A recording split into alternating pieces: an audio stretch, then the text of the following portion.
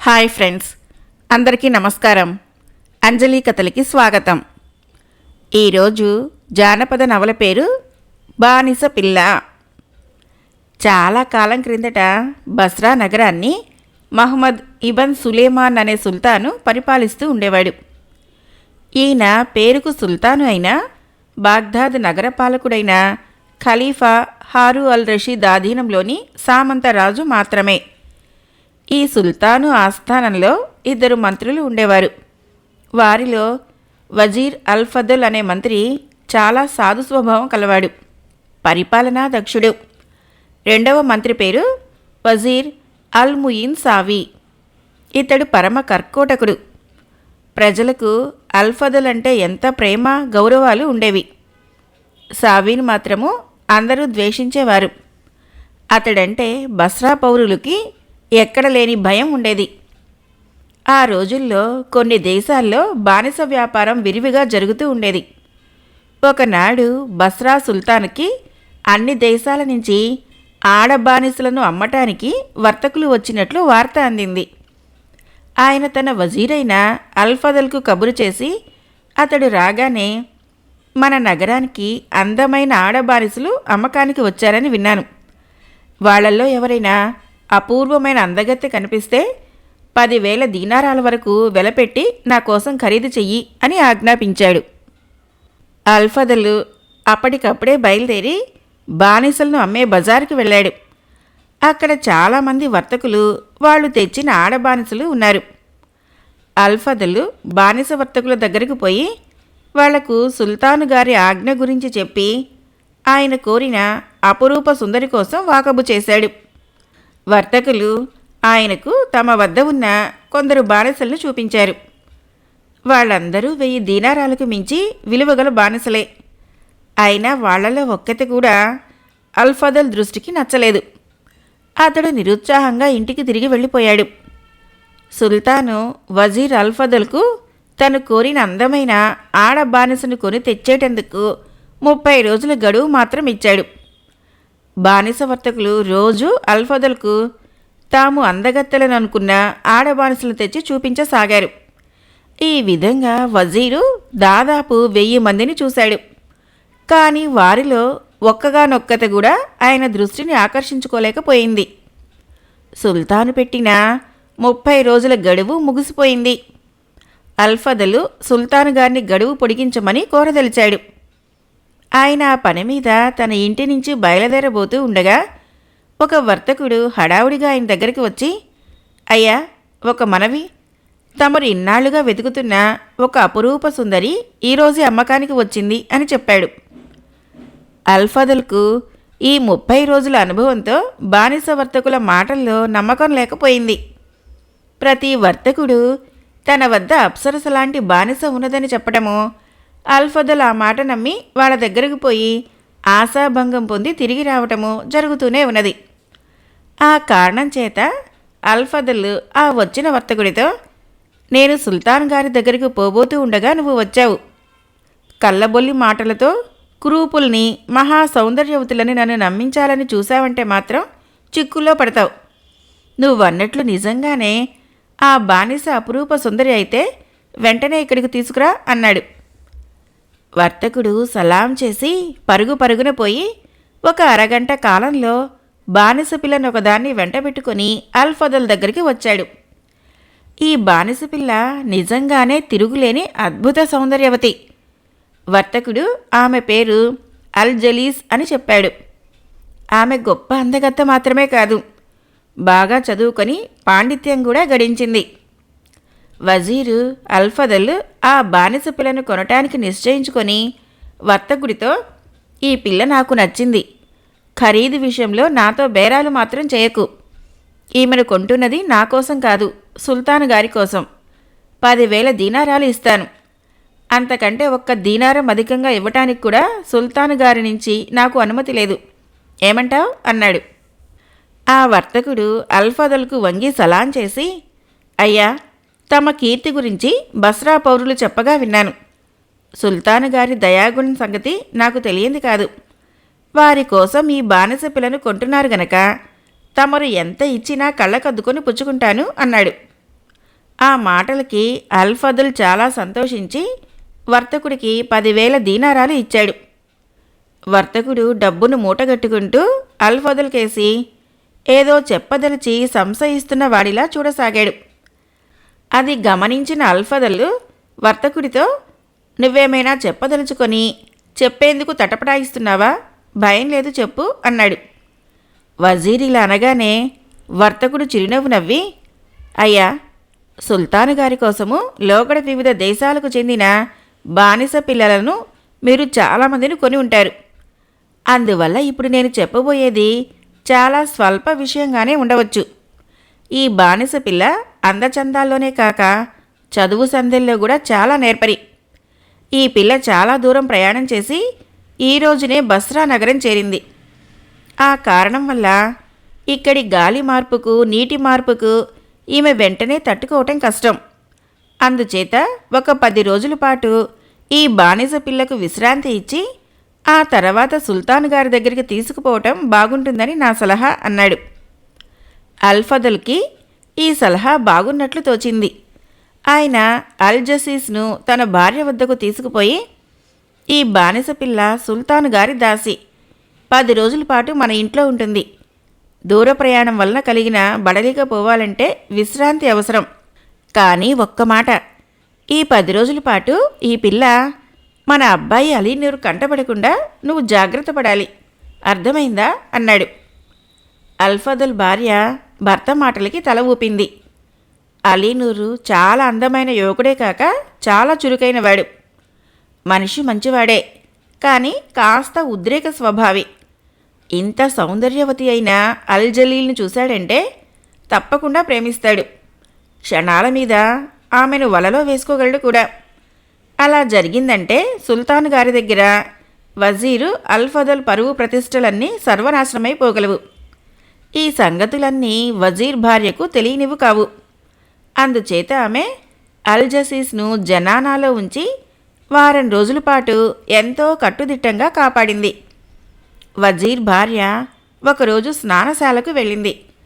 ఆ సమయంలో అలీనూరు జనానాలోకి ప్రవేశించి అక్కడ ఉన్న బానిస పిల్ల అల్ జలీస్ను చూశాడు. ఒకరినొకరు అలా చూసుకున్న మరుక్షణంలోనే వాళ్ళ హృదయాల్లో ఒకరిపై ఒకరికి ప్రేమభావం కలిగింది.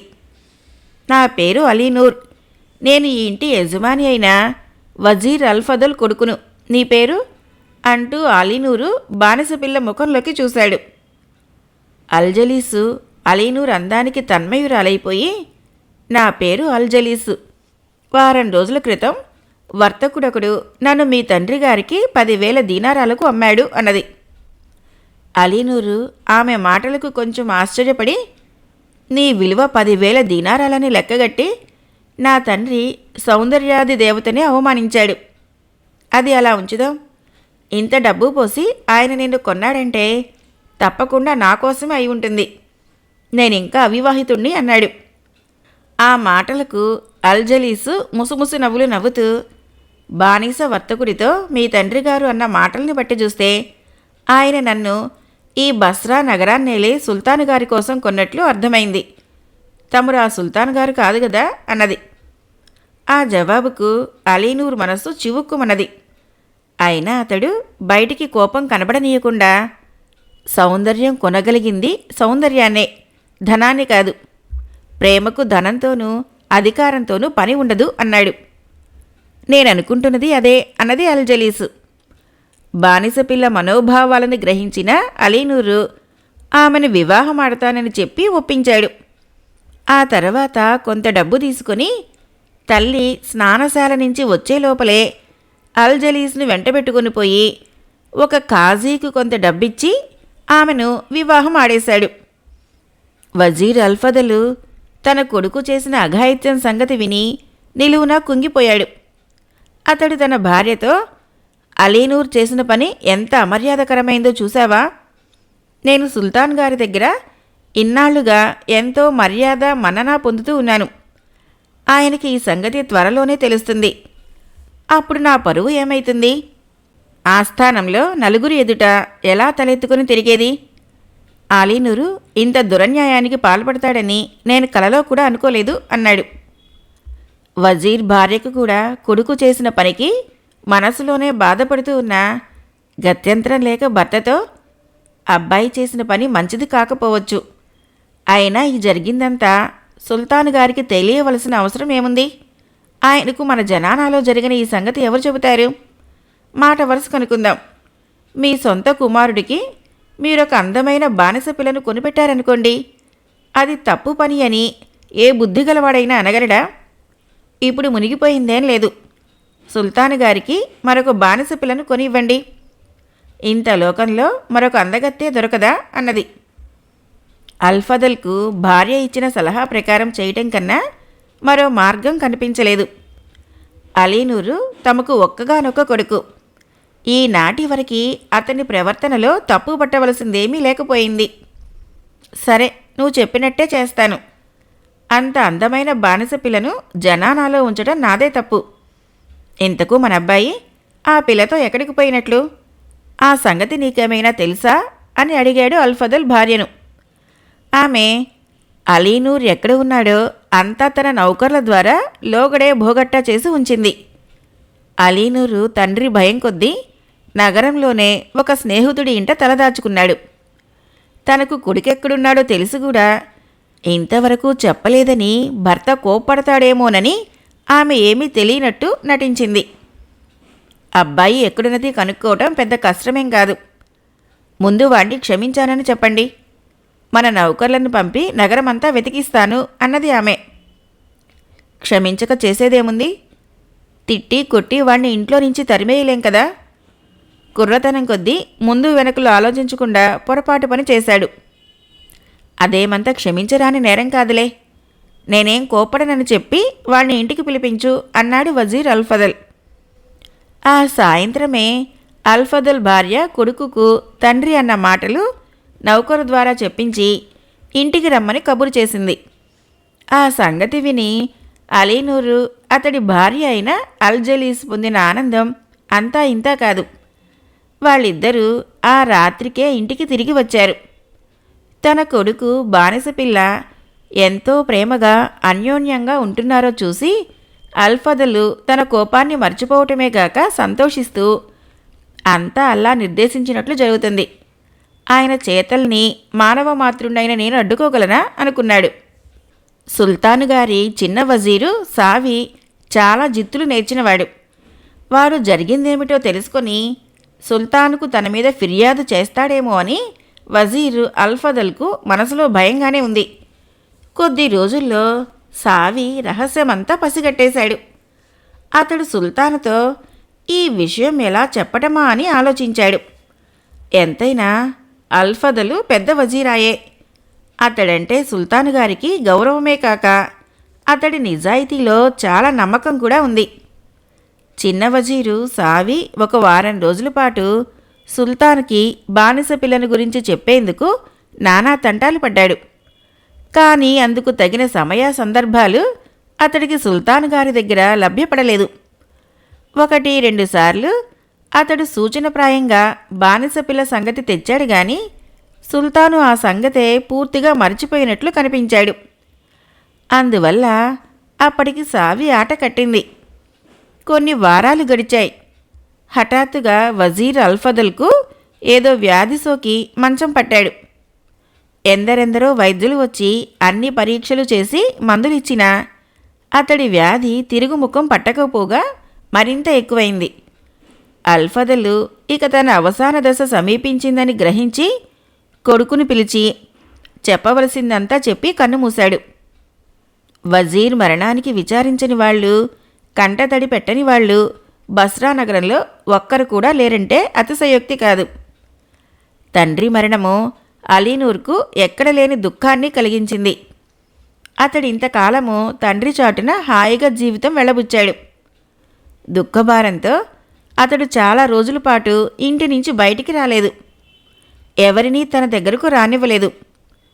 చివరకు వృద్ధులు కొందరు అతడి గదికి వచ్చి అల్ఫదల్ మరణానికి తమ విచారం వెలుబుచ్చి అలీనూర్తో, నాయనా, నువ్వింకా చిన్నవాడివి, ఎన్నో సుఖాలు అనుభవించవలసిన వాడివి, ఆస్తిపాస్తులకేమీ కొదవలేదు కదా, ఇలా దుఃఖిస్తూ ఈ చీకటి గదిలో ఎంతకాలం ఉండి మాత్రం ప్రయోజనం ఏముంది? మరణించిన నీ తండ్రి తిరిగి రాడు కదా. ఆయన వజీర్గా ఉండి బస్రా నగర పౌరుల ఆదరాభిమానాలు చూరగొని అల్లా పిలుపు రాగానే వెళ్ళిపోయాడు. ఒక సత్యం నీవు గుర్తించినట్టు లేదు. సూక్ష్మంగా విచారిస్తే మనిషిని మరణం అంటూ ఏదీ లేదు. ప్రతి తండ్రి తన కొడుకు ద్వారా జీవించే ఉంటాడు. ఇది మన భక్తులు వేదాంతులు బోధించే సత్యం. నీవు వినే ఉన్నావు కదా అన్నాడు. పెద్దలైన వాళ్ళు ఇలా హితబోధ చేసిన మీదట అలీనూర్లో మార్పు వచ్చింది. ఆ మార్పు మంచి మార్గానికి దారి తీసేది కాదు. బస్రాలోని చాలామంది పెద్ద వర్తకుల కొడుకులు అలీనూర్కు స్నేహితులు. అతడు వాళ్ళనందరినీ తన ఇంటికి ఆహ్వానించి ప్రతిరోజు విందులు చేయసాగాడు. వాళ్ళు విందు వినోదాల్లో మునిగి తేలుతూ అలీనూర్ చేత మరింతగా డబ్బు ఖర్చు చేయించసాగారు. అలీనూర్ మంచివాడే కానీ అంతగా లోకజ్ఞానం కలవాడు కాడు. స్నేహితులు అడిగినప్పుడల్లా ఇచ్చేస్తూ ఉండేవాడు. వాళ్ళల్లో ఎవరైనా అలీనూర్, ఫలానా ప్రదేశంలో ఉన్న మీ ద్రాక్ష పళ్ళ తోటలాంటిది మరెక్కడా నేను చూడలేదు, ఆ తోట అద్భుతమైందనుకో అంటే చాలు, వెంటనే అలాగా, ఆ తోట ఈ క్షణం నుంచి నీదే, తీసుకో అనేసేవాడు. ఈ విధంగా వజీరు అల్ఫదల్ సంపాదించిపోయిన డబ్బు అలీనూర్ చేతుల్లో మంచినీళ్ల ప్రాయంగా ఖర్చయిపోయింది. ఇళ్ళు, తోటలు, పచ్చిక బీళ్ళు అన్నీ తన స్నేహితులకిచ్చేసి కొద్ది కాలంలోనే అలీనూరు నిలువునా దివాళా ఎత్తేశాడు. బానిసపిల్ల అల్జలీసు లోకజ్ఞానం కలది. ఆమె ఎన్నోసార్లు అలీనూర్ని హెచ్చరించింది. ముందు వెనకలు చూసుకోకుండా ఎందుకిలా డబ్బు ఖర్చు చేస్తారు? ఆ వచ్చే వాళ్ళంతా మీకు నిజమైన స్నేహితులే అనుకుంటున్నారా? వాళ్ళ కల్లిబొల్లి మాటలు నమ్మకండి. మీ డబ్బుతో వాళ్ళు సర్వ సౌఖ్యాలు అనుభవిస్తున్నారు.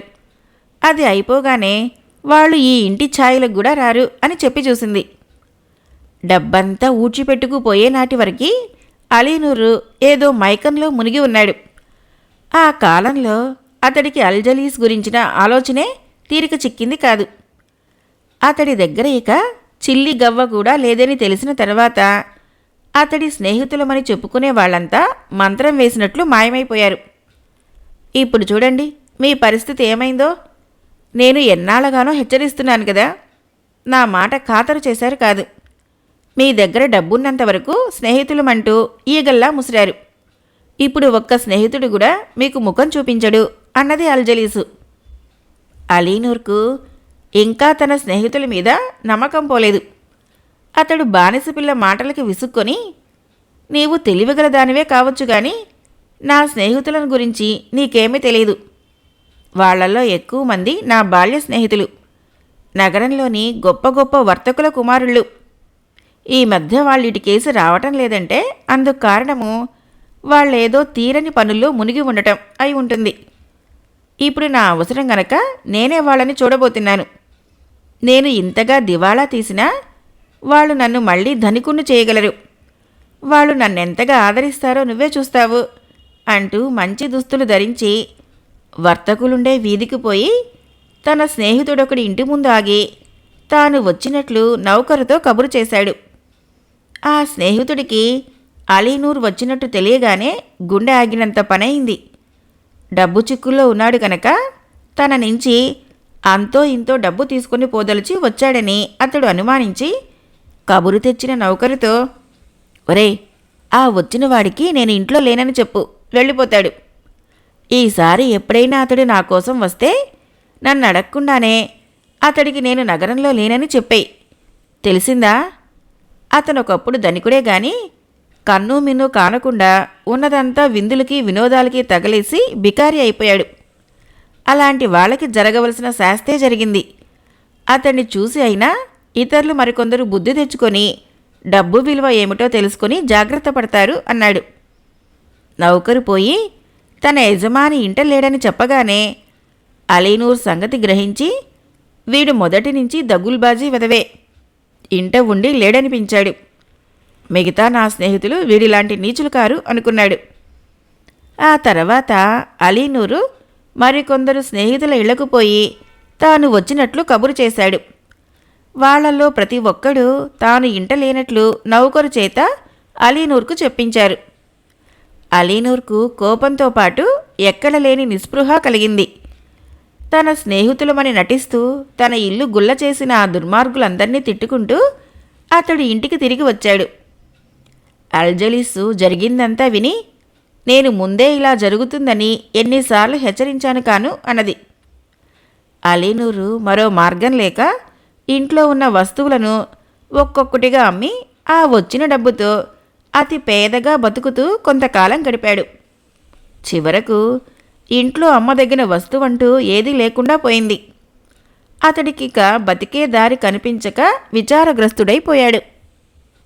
అల్జలీసు ఈ జరిగిన దానికి ఎంతగానో చింతించి ఒకనాడు కన్నీరు కార్చుతూ అలీనూర్తో, పోయిన డబ్బేదో పోయింది, దానికోసం ఇప్పుడు దిగులు పడుతూ కూర్చుంటే లాభం ఏముంటుంది? మీరొక సంగతి మర్చిపోయినట్లున్నారు. సర్వం కోల్పోయినా మీకింకా నేను మిగిలే ఉన్నాను. ఒకప్పుడు నన్ను బజార్లో వేలం వేస్తే 10,000 దీనారాల ధర పలికింది. ఏమో చెప్పలేం, ఇవాళ నన్ను వేలంలో పాడితే అంతకన్నా ఎక్కువ ధరే రావచ్చు. అందువల్ల మీరు విచారం మాని నన్ను వేలం వేసి ఆ డబ్బు తెచ్చుకోండి అన్నది. ఆ మాటలకి అలీనూర్ నిలువెల్లా వణికిపోయి బొంగురు గొంతుతో, ప్రియసఖి, అల్జలీస్, నిన్ను నా చేతుల మీదుగా ఎలా అమ్మేది?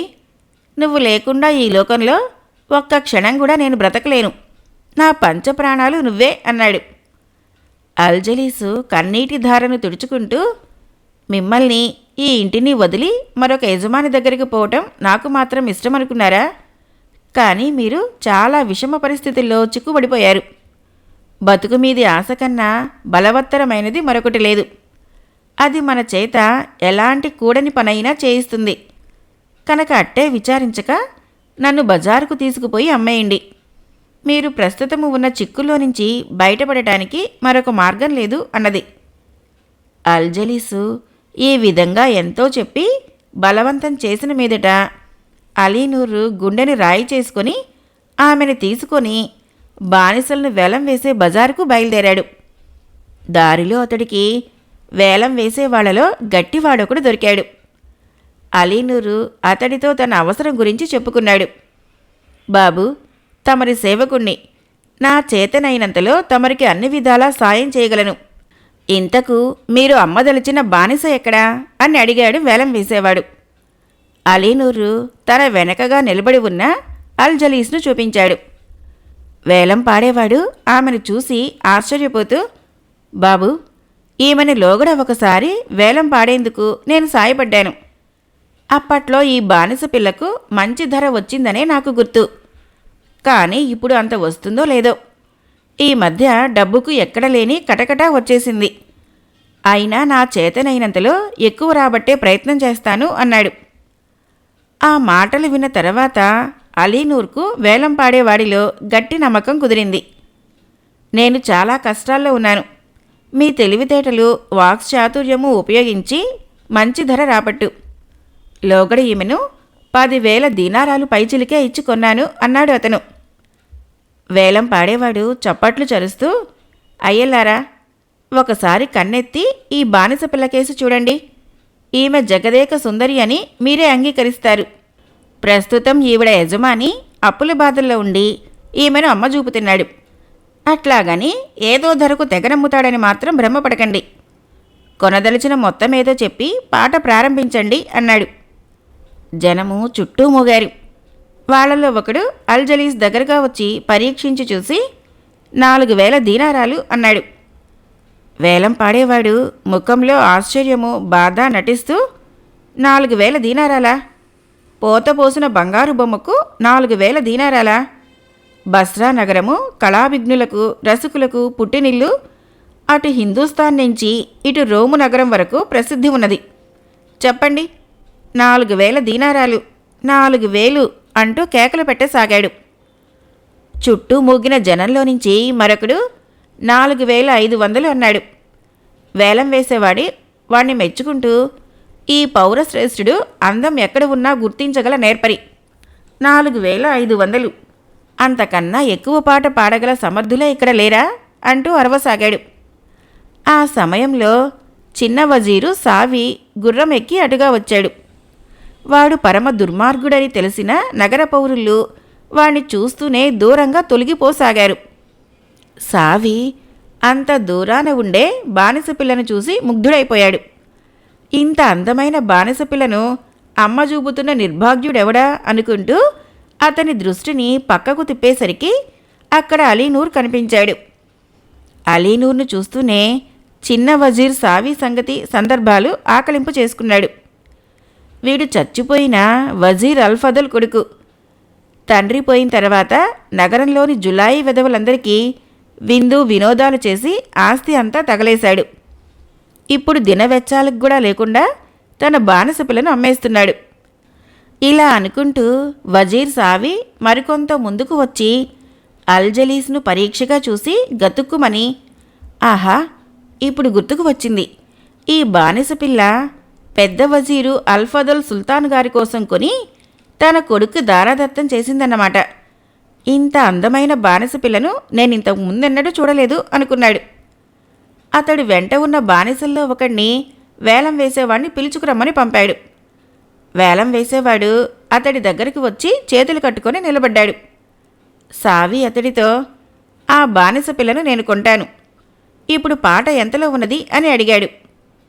అయ్యా, 4500 దీనారాలకి ఒక పురప్రముఖుడు పాట పెంచాడు అన్నాడు వేలం వేసేవాడు. ఆ మాటకి సావి కోపం తెచ్చుకొని, ఎవడా పురప్రముఖుడు? చిన్న వజీరునైనా నా తర్వాతే గదా. ఏ పురప్రముఖుడైనా పాట అంతటితో ఆపి ఆ ధరకు నా పేరు కొట్టేయి. ఆ పిల్ల యజమానిని నా వెంట ఇంటికి పంపు, డబ్బు ఇచ్చేస్తాను అన్నాడు. సావి అన్ని విధాలా దొండగీడని తెలిసిన వేలంవాడు అతడికి వంగి సలాం చేసి, తమ అభిప్రాయము ఆ పిల్ల యజమానికి చెబుతాను అంటూ అలీనూర్ దగ్గరికి వచ్చి, అయ్యా, ఇవాళ లేస్తూనే మీరెవరి ముఖం చూశారో గాని మీ అదృష్టం బాగోలేదు. మీ బానిస దుర్మార్గుడైన ఈ చిన్న వజీరు కళ్ళబడింది. వాడు 4500 దీనారాలకి పాట తన పేరు కొట్టివేయమంటున్నాడు. ఆ మొత్తం వాడు ఒక పట్టాన మీకు ఇస్తాడన్న నమ్మకం నాకు లేదు. ఏం చేయబోతున్నారు అని అడిగాడు. అలీనూరు ఇప్పుడేమి చేయటమానని ఒక్క క్షణం ఆలోచించి ఏదో ఉపాయం తోచగానే వేలంవాడితో, అబ్బి, నీ సహాయానికి తర్వాత అంతో ఇంతో ముట్ట చెబుతాను. ప్రస్తుతానికి వేలం ఆపేసి ఆ సావి దుర్మార్గుడితో డబ్బు విషయం నాతో మాట్లాడమని చెప్పు, నీ దాన్ని నువ్వు వెళ్ళు అన్నాడు. వేలంవాడు ఆ మాటే సావీకి చెప్పి, అయ్యా, నాకిక సెలవిప్పించండి. అమ్మకానికొచ్చిన బానిస పిల్ల పక్కనే దాని యజమాని ఉన్నాడు. డబ్బు లావాదేవీలు మీరే మాట్లాడుకోండి అని దూరంగా వెళ్ళిపోయాడు. చిన్న వజీరు సావి తన పథకం పారిందనుకుని చెరచెర గుర్రాన్ని ఆదిలించుకొని పోయి అల్జలీస్ చేయి పట్టుకొని, నిన్ను కొనేశాను, ఇక నా వెంట ఇంటికిరా అన్నాడు. అలీనూరు ఒక చేత్తో సావి చేతిని పక్కకు తోసేసి రెండవ చేత్తో అల్జలీస్ చెంప మీద చెళ్ళుమని కొట్టి, ఓయ్ బానిసదానా, ఇప్పటికి నీకు బుద్ధి వచ్చిందనుకుంటాను. మరే నాడైనా నా ఆజ్ఞల్ని పాలించడంలో జాప్యం చేశావో ఈసారి నేను నిజంగానే అమ్మేస్తాను, ఇక ఇంటికి పదా అన్నాడు. సావి గుడ్లెర్ర చేసి, ఈ బానిస పిల్లను 4500 దీనారాలకు నేను కొన్నాను. మధ్య నువ్వెవడివి కొట్టడానికి, ఇంటికి రమ్మంటానికి అన్నాడు. ఆలీనూర్కు తిక్క రేగిపోయింది. అతడు సావిని ఒక్క ఊపుతో గుర్రం ఎదిరించి క్రిందకి లాగి ఎడాపెడా కొడుతూ, ఓరి కుక్క, పశువా, ఈ బస్రా నగరాన్ని ధర్మదేవత లాంటి సుల్తాన్ గారు ఏలుతూ ఉండగా పట్టపగలే నడివీధిలో నా సొత్తును దొంగిలించ చూస్తున్నావా? ఎంత సాహసం, ఎంత దుర్మార్గం అంటూ కేకలు పెట్టసాగాడు. వజీరు సావి దృష్టిలో మానాభిమానాల కన్నా గౌరవాల కన్నా విలువైనది డబ్బు. తాను చవగ్గా కొట్టివేయాలనుకున్న బానిస పిల్ల తనది కాకుండా పోతున్నదే అన్న విచారంతో అతడు అలీనూర్ చేత తన్నులు తింటూనే చుట్టూ చేరిన వారితో, అయ్యా, మీరే న్యాయం చెప్పండి, ఈ బానిస పిల్లను నేను కొన్నానా లేదా అంటూ దీనంగా అడగసాగాడు. ఒరే సైతాన్, నేను అమ్మందే నువ్వెలా కొంటావు? ఈ సంగతి ఎన్నిసార్లు చెప్పాలి నీకు అంటూ అలీనూరు సావీని మెడపట్టుకుని ముందుకు తోశాడు. అక్కడ చేరిన వాళ్ళందరూ తన అధికారానికి హోదాకి భయపడి తనను బలపరుస్తారని సావి అనుకున్నాడు. కానీ ప్రజలకు అతడంటే పరమద్వేషం. చనిపోయిన వజీరు అల్ఫదల్ కొడుకుగా అలీనూర్ను గుర్తించి వాళ్ళు అతడి పక్షమయ్యారు. ఎంత చెడ్డ! సావి తనకన్నా సుల్తాన్ గారి దగ్గర పలుకుబడి కలవాడని తెలిసిన అలీనూరు అతన్ని ఆఖరిసారిగా డొక్కలో గట్టిగా ఒక తన్ను తన్ని అల్జలీస్ను వెంటబెట్టుకుని ఇంటికి బయలుదేరాడు. ఆ సమయంలో సావి బానిసలు కొందరు కత్తులు దూసి అలీనూర్ను అడ్డగించ చూశారు. కానీ ప్రజలు గుంపుగా పోయి వాళ్లకు అలీనూర్కు మధ్య దడిలాగా నిలబడి వాళ్ల ఆటలు సాగనివ్వలేదు. వజీరు సావీకి ముక్కు వెంట నెత్తురు కారుతున్నది. దుస్తులన్నీ దుమ్ము కొట్టుకొని చీలికలుగా పీలికలుగా అయిపోయాయి. అతడు కోపంతో పళ్ళు కొరుకుతూ అలీనూర్ మీద సుల్తాన్ గారితో ఫిర్యాదు చేసేందుకు బయలుదేరాడు. ఆ స్థితిలో ఉన్న వజీర్ను చూసి ప్రజలు విరగబడి నవ్వేశారు. ఇంతకాలానికి దుర్మార్గుడైన చిన్న వజీరు సావీని నడివీధిలో తుక్కు 3 పుంజాలుగా కొట్టిన అలీనూర్ను అంటే వాళ్ళకి ఎంతో గౌరవభావం కలిగింది. సావి సరాసరి సుల్తాన్ గారి దగ్గరికి పోయి ఆయనకు సలాం చేసి వణుకుతూ నిలబడ్డాడు. సుల్తాను అతన్ని నకసిక పర్యంతం ఓ మారు పరీక్షగా చూసి గుర్తించి, ఎవరది? చిన్న వజీరు సావియా? ఏమిటి ఈ బుడబుక్కల వేషం? నా సన్నిధికి ఇలాంటి కుళ్ళుగుడ్డలతో వచ్చి నన్ను అవమానిస్తావా? చూడు, నీ తల ఇప్పుడే తీయించేస్తాను అంటూ ఉగ్రుడయ్యాడు. సావి భయంతో కంపించిపోతూ సుల్తాను ముందు సాష్టాంగపడి లేచి, హుజూర్, నా మనవి చిత్తగించాలి. నన్నిలా చావ చితక్కొట్టిన వాడెవడో తమరు వింటే నా గురించి అలా ఆపోహపడరు. నేనిప్పటికే సగం చచ్చి ఉన్నాను. ఈ లోకంలో ఉన్నానో పరలోకంలో ఉన్నానో కూడా తెలియటం లేదు అన్నాడు ఆయాసపడుతూ. తన వజీరు ఏదో ప్రాణాపాయం నుంచి కాస్తలో బయటపడ్డాడని గ్రహించిన సుల్తాను ఈసారి కాస్త జాలిపడి, సావి, నువ్వీ లోకంలోనే బస్రా నగరంలోనే ఉన్నావు. దిగులు పడకు. నిన్నిలా చావ చితకదన్ని కొస ప్రాణంతో వదిలిన దుర్మార్గుడెవడు అని అడిగాడు. హుజూర్, అదంతా చాలా పెద్ద కథ. తమరు సావధానంగా వినాలి అంటూ సావి చేతులు జోడించాడు. ఆ సమయంలో సుల్తాను తన ఉద్యానవనానికి షికారు పోయే తొందరలో ఉన్నాడు. ఆయన సావి మాటలకు విసుక్కొని, సావి, నువ్వు నా వజీరువు. నీ పని కథలు చెప్పడం కాదు. ఆ పనికి దర్బార్లో వేరే మనుషులున్నారు. నువ్వు పరిపాలనా వ్యవహారాల్లో నాకు సాయపడవలసిన వాడివి. తెలిసిందా అన్నాడు. హుజూర్, నేను నోరుజారి కథ అన్నానే గాని ఇంతకుముందు పెద్ద బజార్లో జరిగింది తమరికి మనవి చేసుకోబోతున్నాను అన్నాడు సావి తడబడుతూ. అలా అన్నావు, బాగుంది. ఇక జాప్యం చేయక జరిగిందేంటో చెప్పు. నా కవతల ఉద్యానవనానికి పోయి ఆలోచించవలసిన రాచకార్యాలు చాలా ఉన్నాయి. ఒరిస్సాలో ఆ మధ్య వచ్చిన భూకంపం ఫలితంగా రాజరికంలో మార్పు వస్తుందంటున్నారు. గ్రీసు దేశంలో అలెగ్జాండర్ లాంటి వాడొకడు పుట్టి పెరుగుతున్నాడట. హిందూస్థాన్ మీదకి మనం దండయాత్ర పోదలిస్తే అందుకు మనము ఏనుగులను ఉపయోగించాలా, గుర్రాలను ఉపయోగించాలా? ఇలాంటి సమస్యలతో నేను సతమతమైపోతున్నాను. ఇలాంటి వాటిలో నాకు తగిన సలహానివ్వవలసిన నువ్వు ఇలా ఒళ్ళు వాయ కొట్టించుకొని నన్నే సలహాలడిగి ప్రాణం తోడేస్తున్నావు అన్నాడు సుల్తాన్ విసుగ్గా. సావి ఒక్క క్షణం తటపటాయించాడు. హుజూర్, ఇప్పటికో గంట ముందు నేను గుర్రం మీద స్వారీ అయి పెద్ద బజారుకు పోయాను. అక్కడ సుల్తాను సావి మాటలకి అడ్డు వచ్చి, బుద్ధిగల పని చేశావు. నా వజీరు కాలినడకన బజారుకు పోవడం అంటే నాకెంతటి తలవంపులు. నా దగ్గర ఏనుగులు లేవు గాని ఉంటే నీకు ఒకటో రెండో బహుకరించేవాణ్ణి అన్నాడు. ప్రభువుల దయాగుణము దానశీలత ప్రపంచమంతా ఎరిగిందే. ముంజేతి కంకణానికి అడ్డం బేలా అన్నాడు మన మహాకవుల్లో ఒకడు. అలాగే తమ సావి మాటలకి మళ్ళీ సుల్తాను అడ్డు తగిలి మహాబాగా అన్నాడు కవి. కానీ కంకణము కర్దం అంటే తెలుస్తూనే ఉంది. మరి బేలా అన్న మాటకు అర్థమేమిటి అని అడిగాడు. అది నాకు తెలియదు హుజూర్. నేను రాజ్యాంగ విషయాలు, పరిపాలనా వ్యవహారాలు క్షుణ్ణంగా తెలుసుకున్నానే గాని ఈ కవిత్వము, ఖర్జూరకాయలు అంతగా తెలిసిన వాణ్ణి కాదు అన్నాడు. అయితే తెలియని విషయాల జోలికి పోకు. ఈత వచ్చిన ప్రతివాడు కొండ ఎక్కలేడన్న నిగూఢ సత్యాన్ని మరొక కవి చాలా పసందైన మాటల్లో చెప్పాడు. సరే, అదంతా తర్వాత. ముందు నీ ఒళ్ళు ఇలా చీలికలు పీలికలు అయిపోవటానికి కారకుడైన ఆ దుర్మార్గుడెవరో చెప్పు అన్నాడు సుల్తాన్. హుజూర్, వంట పనులు బాగా చేయగల ఆడదాన్ని కొనుక్కొద్దామని అలా బజారుకి వెళ్ళాను. నా అదృష్టం వలనో దురదృష్టం వలనో మహా సౌందర్యవతి అయిన బానిస పిల్ల ఒకటి అమ్మకానికి వచ్చింది. విచారించగా ఈ మధ్యనే పరలోక యాత్రకు పోయిన వజీర్ అల్ఫదల్ కొడుకైన అలీనూరు ఆ పిల్లను అమ్ముతున్నట్లు తెలిసింది. ప్రభువులకు గుర్తున్నదో లేదో, ఒకసారి మీరు అల్ఫదల్కు 10,000 దీనారాలు విలువ చేసే అందమైన బానిస పిల్లను కొనితెమ్మని ఆజ్ఞ ఇచ్చి ఉన్నారు అన్నాడు సావి.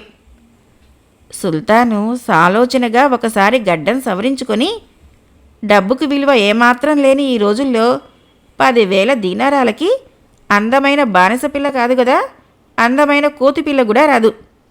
నేను అల్ఫదల్కు 50,000 దీనారాలు విలువ చేసే అందమైన బానిస పిల్లను కొనమని చెప్పి ఉంటాను అన్నాడు. అంతే అయ్యుంటుంది హుజూర్. ఆ బానిస పిల్లనే ఇవాళ అల్ఫదల్ కొడుకు అలీనూరు వేలం వేయిస్తున్నాడు. అంటే లోగడ అల్ఫదలు ఆ పిల్లను తెచ్చి తమకు సమర్పించక తన కొడుక్కి కానుగ్గా ఇచ్చాడనమాట. ఆ కొడుకనేవాడు ఈ మధ్య డబ్బును ఒళ్ళుపై తెలియకుండా కాళ్ళు చేతులు కూడా ఖర్చు పెట్టి పరమ బికారి వెదవైపోయాడు. ఇక చేసేది లేక ఆ బానిస పిల్లని నడివీధిలో అమ్మకానికి పెట్టాడు. బేరం అతి చౌకగా 4,000 దీనారాల్లో కొట్టేయబోతున్నారని తెలిసి నేను ఆ పిల్లని తమకు కానుకగా ఇద్దామని కొనేశాను. కానీ ఆ అలీనూర్ ఏం చేశాడో చూసారా? వాడు నా దగ్గరికి వచ్చి ముఖంలో ముఖం పెట్టి, ఈ పిల్లని ఏ కిరస్తాని వాళ్ళకో యూదులకో అయితే అమ్ముతాను గాని నీకైతే మాత్రం అమ్మను, పోమన్నాడు. వాడింత అమర్యాదకరంగా మాట్లాడినా నేనెంతో మంచిగా లాలిస్తున్నట్లు, నాయనా అలీనూర్, తొందరపడకురా, నేనీ బానిస పిల్లను నా కోసం కొనటం లేదురా, సుల్తాన్ గారి కోసం కొంటున్నాను అని చెప్పాను. ఆ మాటకి వాడి అగ్గి బుగ్గైపోతూ నన్ను గుర్రం మీద నుంచి క్రిందకి లాగి చుట్టూ చేరిన జనం చూస్తూ ఉండగానే చేతులతో కాళ్ళతో మట్టగించేశాడు. ఆ అలీనూర్కి ఎంతో పొగరు, ఎంతెంత పొగరు అంటూ ఆయాస పడసాగాడు సావి. సావి చెప్పడం ముగించేసరికి సుల్తాను ముఖము ఆగ్రహంతో ఎర్రబడింది. అతడు వరలో నుంచి చెర్రుమంటూ కత్తిని దూసి భటులను కేకవేశాడు. 4-5 భటులు పరిగెత్తుకుంటూ వచ్చారు. సుల్తాన్ వాళ్ళని, మీలో ఎవరైనా అల్ఫదర్ ఇల్లు ఎరుగుదురా అని అడిగాడు. భటులందరూ ఆ ఇల్లు ఎరుగుదుమన్నారు. సుల్తాన్ వాళ్లతో, మీరు 40 మంది ఇప్పుడే పోయి ఆ అల్ఫదల్ ఇంటిని ధ్వంసం చేయండి. ఆ ఇంట్లో ఉండే అలీనూర్ అనేవాణ్ణి, వాడి బానిస పిల్లని పట్టుకొని పెడరెక్కలు విరిచికట్టి నా దగ్గరకు తీసుకురండి అని చెప్పాడు. భటులు బయలుదేరిపోతూ ఉండగా వజీర్ సావి సుల్తానుతో, హుజూర్, నన్ను కూడా వెళ్ళమని సెలవా? ఆ దుర్మార్గుడు కత్తి యుద్ధంలో చాలా ప్రావీణ్యుడని విన్నాను. అతడికి తగిన ఉజ్జీని నేనే అన్నాడు. సావి, ప్రస్తుతం నీవున్న స్థితిలో కత్తి కాదు గదా, పూచిక పుల్లను కూడా పట్టలేవు. ముందు ఇంటికి పోయి ఒళ్ళు కాపడం పెట్టుకో. శరీరంలోని బొమికలన్నీ యథాస్థానంలో ఉన్నాయో లేవో వైద్యుడికి చూపించి తెలుసుకో. ఇక పోయిరా అన్నాడు సుల్తాను. సావి సుల్తాన్కి సలాం చేసి తల ఉంచుకొని వెళ్ళిపోయాడు. భటులకు సుల్తాను అల్ఫదల్ ఇల్లు ధ్వంసం చేయమని ఆజ్ఞ ఇస్తున్నప్పుడు అక్కడ ఒక రాజోద్యోగి ఉన్నాడు. అతడు పూర్వము వజీర్ అల్ఫదల్ క్రింద పనిచేసినవాడు. అతడు అలీనూర్ వయసువాడే. ఇద్దరూ కలిసి తిరిగినవాళ్ళు. అందుచేత సుల్తాను ఆజ్ఞ వింటూనే అతడు బయలుదేరి అడ్డదారుల వెంట వెళ్ళి భటుల కన్నా ముందుగా అలీనూర్ ఇల్లు చేరాడు. అలీనూర్కు ముంచుకు వస్తున్న ఈ ప్రమాదం సంగతేమీ తెలియదు. అతడు బానిస పిల్ల అల్జలీస్తో బతుకు తెరువుకు ఏం చెయ్యాలా అని చర్చిస్తున్నాడు. ఆ సమయంలో రాజోద్యోగి అతడి దగ్గరికి పోయి, అలీనూర్, నువ్వు తక్షణం ఇల్లొదిలి ఎక్కడికైనా పారిపో. ఆలస్యం చేశావో నీ ప్రాణాలు దక్కవు అని జరిగిన సంగతంతా చెప్పాడు. ఆ వెంటనే అలీనూరు అలీ జలీసు ఇల్లొదిలి బయటికి వచ్చారు. ఆ రాజోద్యోగి అలీనూర్ చేతిలో 40 దీనారాలు పెట్టి, అలీనూర్, ఇంతకన్నా ఇచ్చేందుకు నా దగ్గరేం లేదు. మనం ఇద్దరము బాల్యంలో కలిసి ఆడుకున్నవాళ్ళం. నీ తండ్రి వజీర్గా ఉండే రోజుల్లోనే నాకు సుల్తాన్ గారి దగ్గర ఉద్యోగం ఇప్పించారు. అందుకు ఇది నా కృతజ్ఞత. ఇక త్వరగా ఎక్కడికైనా పారిపోయి ప్రాణాలు కాపాడుకోండి అన్నాడు. అలీనూరు ఆ రాజోద్యోగికి కృతజ్ఞత చెప్పుకొని అల్జలీస్ వెంటరాగా సందు గొంతుల వెంట నడిచి కొంతసేపటికి సముద్ర తీరపు రేవును చేరుకున్నాడు. అదృష్టవశాత్తు ఆ సమయంలో పడవ ఒకటి లంగరెత్తి బాగ్దాదు నగరానికి బయలుదేరబోతున్నది. సరంగు పైన నిలబడి పెద్ద గొంతుతో, ప్రయాణానికి సిద్ధపడిన వాళ్ళందరూ త్వరగా పడవ ఎక్కేయండి, ఆలస్యం లేదు, పడవ కదలబోతున్నది అని హెచ్చరిస్తున్నాడు. అలీనూరు అల్జలీస్లు పడవ కేవు ఎంత ఉంటుందో, తాము బాగ్దాదు చేరి ఎలా బతకాలో అన్న విషయాలేవీ ఆలోచించకుండా పరుగు పరుగున పోయి పడవ ఎక్కేశారు. వాళ్ళ ఆలోచనల్లా సుల్తాను భటుల చేతుల్లో పడకుండా తప్పించుకొని సాధ్యమైనంత దూరం పోవటం. లంగరెత్తి పడవ బాగ్దాదు కేసి కదిలింది. అలీనూరు ఇల్లు వదిలి పారిపోయిన కొద్దిసేపటికి సుల్తాను పంపిన 40 మంది భటులు అక్కడికి వచ్చారు. వాళ్ళ నాయకుడికి ముందు ఇల్లు పడగొట్టి తర్వాత అలీనూర్ను పట్టుకోవటమా, లేక అలీనూర్ను పట్టుకొని ఇల్లు పడగొట్టడమా అన్న ధర్మ సందేహం కలిగింది. ఆ సందేహానికి భటుల్లో ఒకడు, అయ్యా, ముందు మనం ఇల్లు పడగొడితే దాని గోడల కింద కప్పు కింద పడి అలీనూరు వాడి బానిసపిల్ల చచ్చిపోవచ్చు. సుల్తాను గారు వాళ్ళని పెడరెక్కలు విరిచికట్టి తమ దగ్గరకు తీసుకురమ్మన్నారు కదా అన్నాడు. బేష్, సమయానికి మంచి సలహా ఇచ్చావు. ఆలస్యం ఎందుకు? ఆ రాజద్రోహుల కోసం ఇల్లు పెరడు అంతా గాలించండి అని భటుల నాయకుడు ఆజ్ఞ ఇచ్చాడు. సుల్తాను భటులు నానా హంగామా చేస్తూ కేకలు పెడుతూ అలీనూర్ ఇల్లంతా వెతికి చూశారు. కానీ అతడు కనిపించలేదు. ఆ సంగతి భటులు తమ నాయకుడికి చెప్పారు. వాడు పళ్ళు పటపటా కొరుకుతూ, ఆ దొంగ వెధవ మనం వస్తున్న సంగతి ముందే పసిగట్టి ఎటో పారిపోయి ఉంటాడు. పర్వాలేదు, వాడి భూప్రపంచంలో ఎక్కడ దాగి ఉన్నా మనం వలవేసి పట్టగలము అన్నాడు. ఇప్పుడేం చేయమని సెలవు అని అడిగారు భటులు. ఇంక చేసేదేముంది, సుల్తాను గారి ఆజ్ఞ. వీడి ఇంటిని ధ్వంసం చేయమని కదా, ఆ పని ప్రారంభించండి. తలుపులు కిటికీలు విరగ్గొట్టండి, గోడలు పడగొట్టండి, కప్పు కూల్చేయండి అన్నాడు భటుల నాయకుడు. మరుక్షణము 40 మంది భటులు ఇంటి మీద పడి తలుపులు కిటికీలు విరగ్గొడుతూ గోడలు కూల్చసాగారు. సుల్తాను గారి భటులు చేస్తున్న ఈ బీభత్సం చూసేందుకు ఇరుగు పొరుగు వాళ్ళు చాలామంది పోగయ్యారు. వాళ్ళల్లో కొందరు భటుల నాయకుణ్ణి, అయ్యా, ఈ విపరీతం ఏమిటి? ఈ ఇంటి యజమాని అలీనూర్, చచ్చిపోయిన వజీరు అల్ఫదల్ కుమారుడు, చాలా మంచివాడు. పాపం అతడిల్లు పడగొడుతున్నారెందుకు అని అడిగారు. సుల్తాను గారు వాణ్ణి రాజద్రోహిగా ప్రకటించారు. రాజద్రోహి ఎలా మంచివాడైతాడు? ఆ మాట మరొకసారి అన్నారంటే మిమ్మల్ని రాజద్రోహులుగా జమగట్టి మీ ఇళ్ళు నేలమట్టం చేయిస్తాను అన్నాడు భటుల నాయకుడు.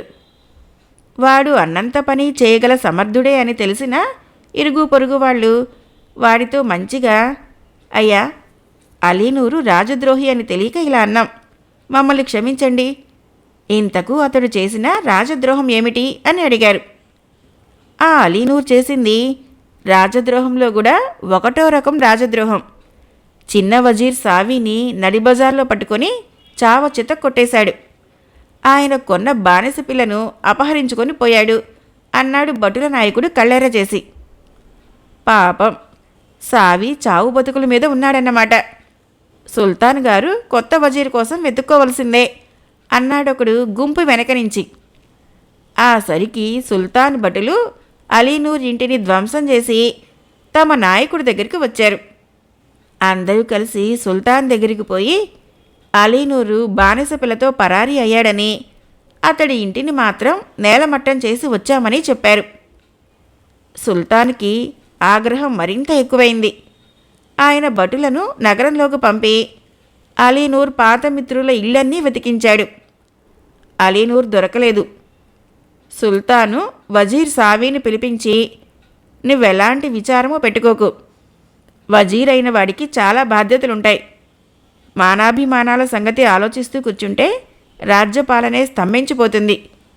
అందుకే మన పూర్వ రాజకీయవేత్తల్లో ఒకరు అధికారంలో ఉన్నవాడు మానాభిమానాల్ని గౌరవాల్ని పూచుకుపురలా చూడమన్నాడు. అన్నిటికన్నా ముఖ్యమైనది పవిత్రమైంది అధికారం. అర్థమైందా అన్నాడు. సావి ఇంకా ఒళ్ళు నొప్పులతో నానా యాతన పడిపోతున్నాడు. అతడు సుల్తాను మాటలు విని గట్టిగా ఓసారి మూలిగి, హుజూర్, మీరు చెప్పిందంతా గురుముఖత విని చదివిన తర్వాతే నేను తమకు వజీర్నయ్యాను. కానీ ఆ ఆలీనూర్ కొట్టిన దెబ్బలు అంటూ 2 చేతులతో నడుం గట్టిగా పట్టుకున్నాడు. వాడి దుర్మార్గానికి నేను తప్పక ప్రతీకారం చేయించి తీరుతాను, దిగులు పడకు అని మాట ఇచ్చాడు సుల్తాను. వజీరు సావి సుల్తానుని ఆచంద్ర తారార్కము సజీవుడుగా ఉండాలని, పుత్ర పౌత్రాభివృద్ధి కలగాలని దీవించి ఆయన అనుమతితో అప్పటికప్పుడే నగరమంతటా ఇలా అని చాటింపు వేయించాడు. కీర్తిశేషుడైన పెద్ద వజీరు అల్ఫదల్ కొడుకు అలీనూర్ రాజద్రోహి. అతన్ని ప్రాణాలతో పట్టి ఇచ్చిన వారికి 1000 దీనారాలతో పాటు రాజసేవ చతుర్భుజ అనే బిరుదు కూడా ఇవ్వబడుతుంది. అతన్ని దాచిన వారికి, ఆశ్రయం ఇచ్చిన వారికి, సహాయం చేసిన వారికి, తోడ్పడిన వారికి శిరచ్ఛేదం జరుగుతుంది. బస్రా నగరంలోని బీదవాళ్లు కొందరు సుల్తాను గారిచ్చే డబ్బు కోసమో, డబ్బున్నవాళ్లు ఆయన ఇస్తానన్న బిరుదు కోసమో అలీనూర్ను పట్టుకునేటందుకు రకరకాల ప్రయత్నాలు చేశారు. కానీ అతడు నగరంలో కానీ ఆ పరిసరాలలో కానీ లేనందున వాళ్ళ ప్రయత్నాలేవీ ఫలించలేదు. ఈ లోపల అలీనూరు అల్జలీస్ ఎక్కిన పడవ బాగ్దాదు నగరం చేరింది. పడవ సరంగు అలీనూర్ దగ్గరికి వచ్చి, అయ్యా, ఈ కనపడేదే బాగ్దాదు మహానగరం, భూలోక స్వర్గం. స్వర్గానికి పోయి తిరిగి వచ్చిన కొందరు మహాయోగులుగా, సిద్ధులుగా అక్కడ కూడా ఇంత అందమైన నగరం లేదంటారు అన్నాడు. అలీనూరు సరంగుకు తన కృతజ్ఞతలు చెప్పుకొని కేవు కింద 5 దీనారాలిచ్చి అల్జలీస్తో పాటు పడవ దిగాడు.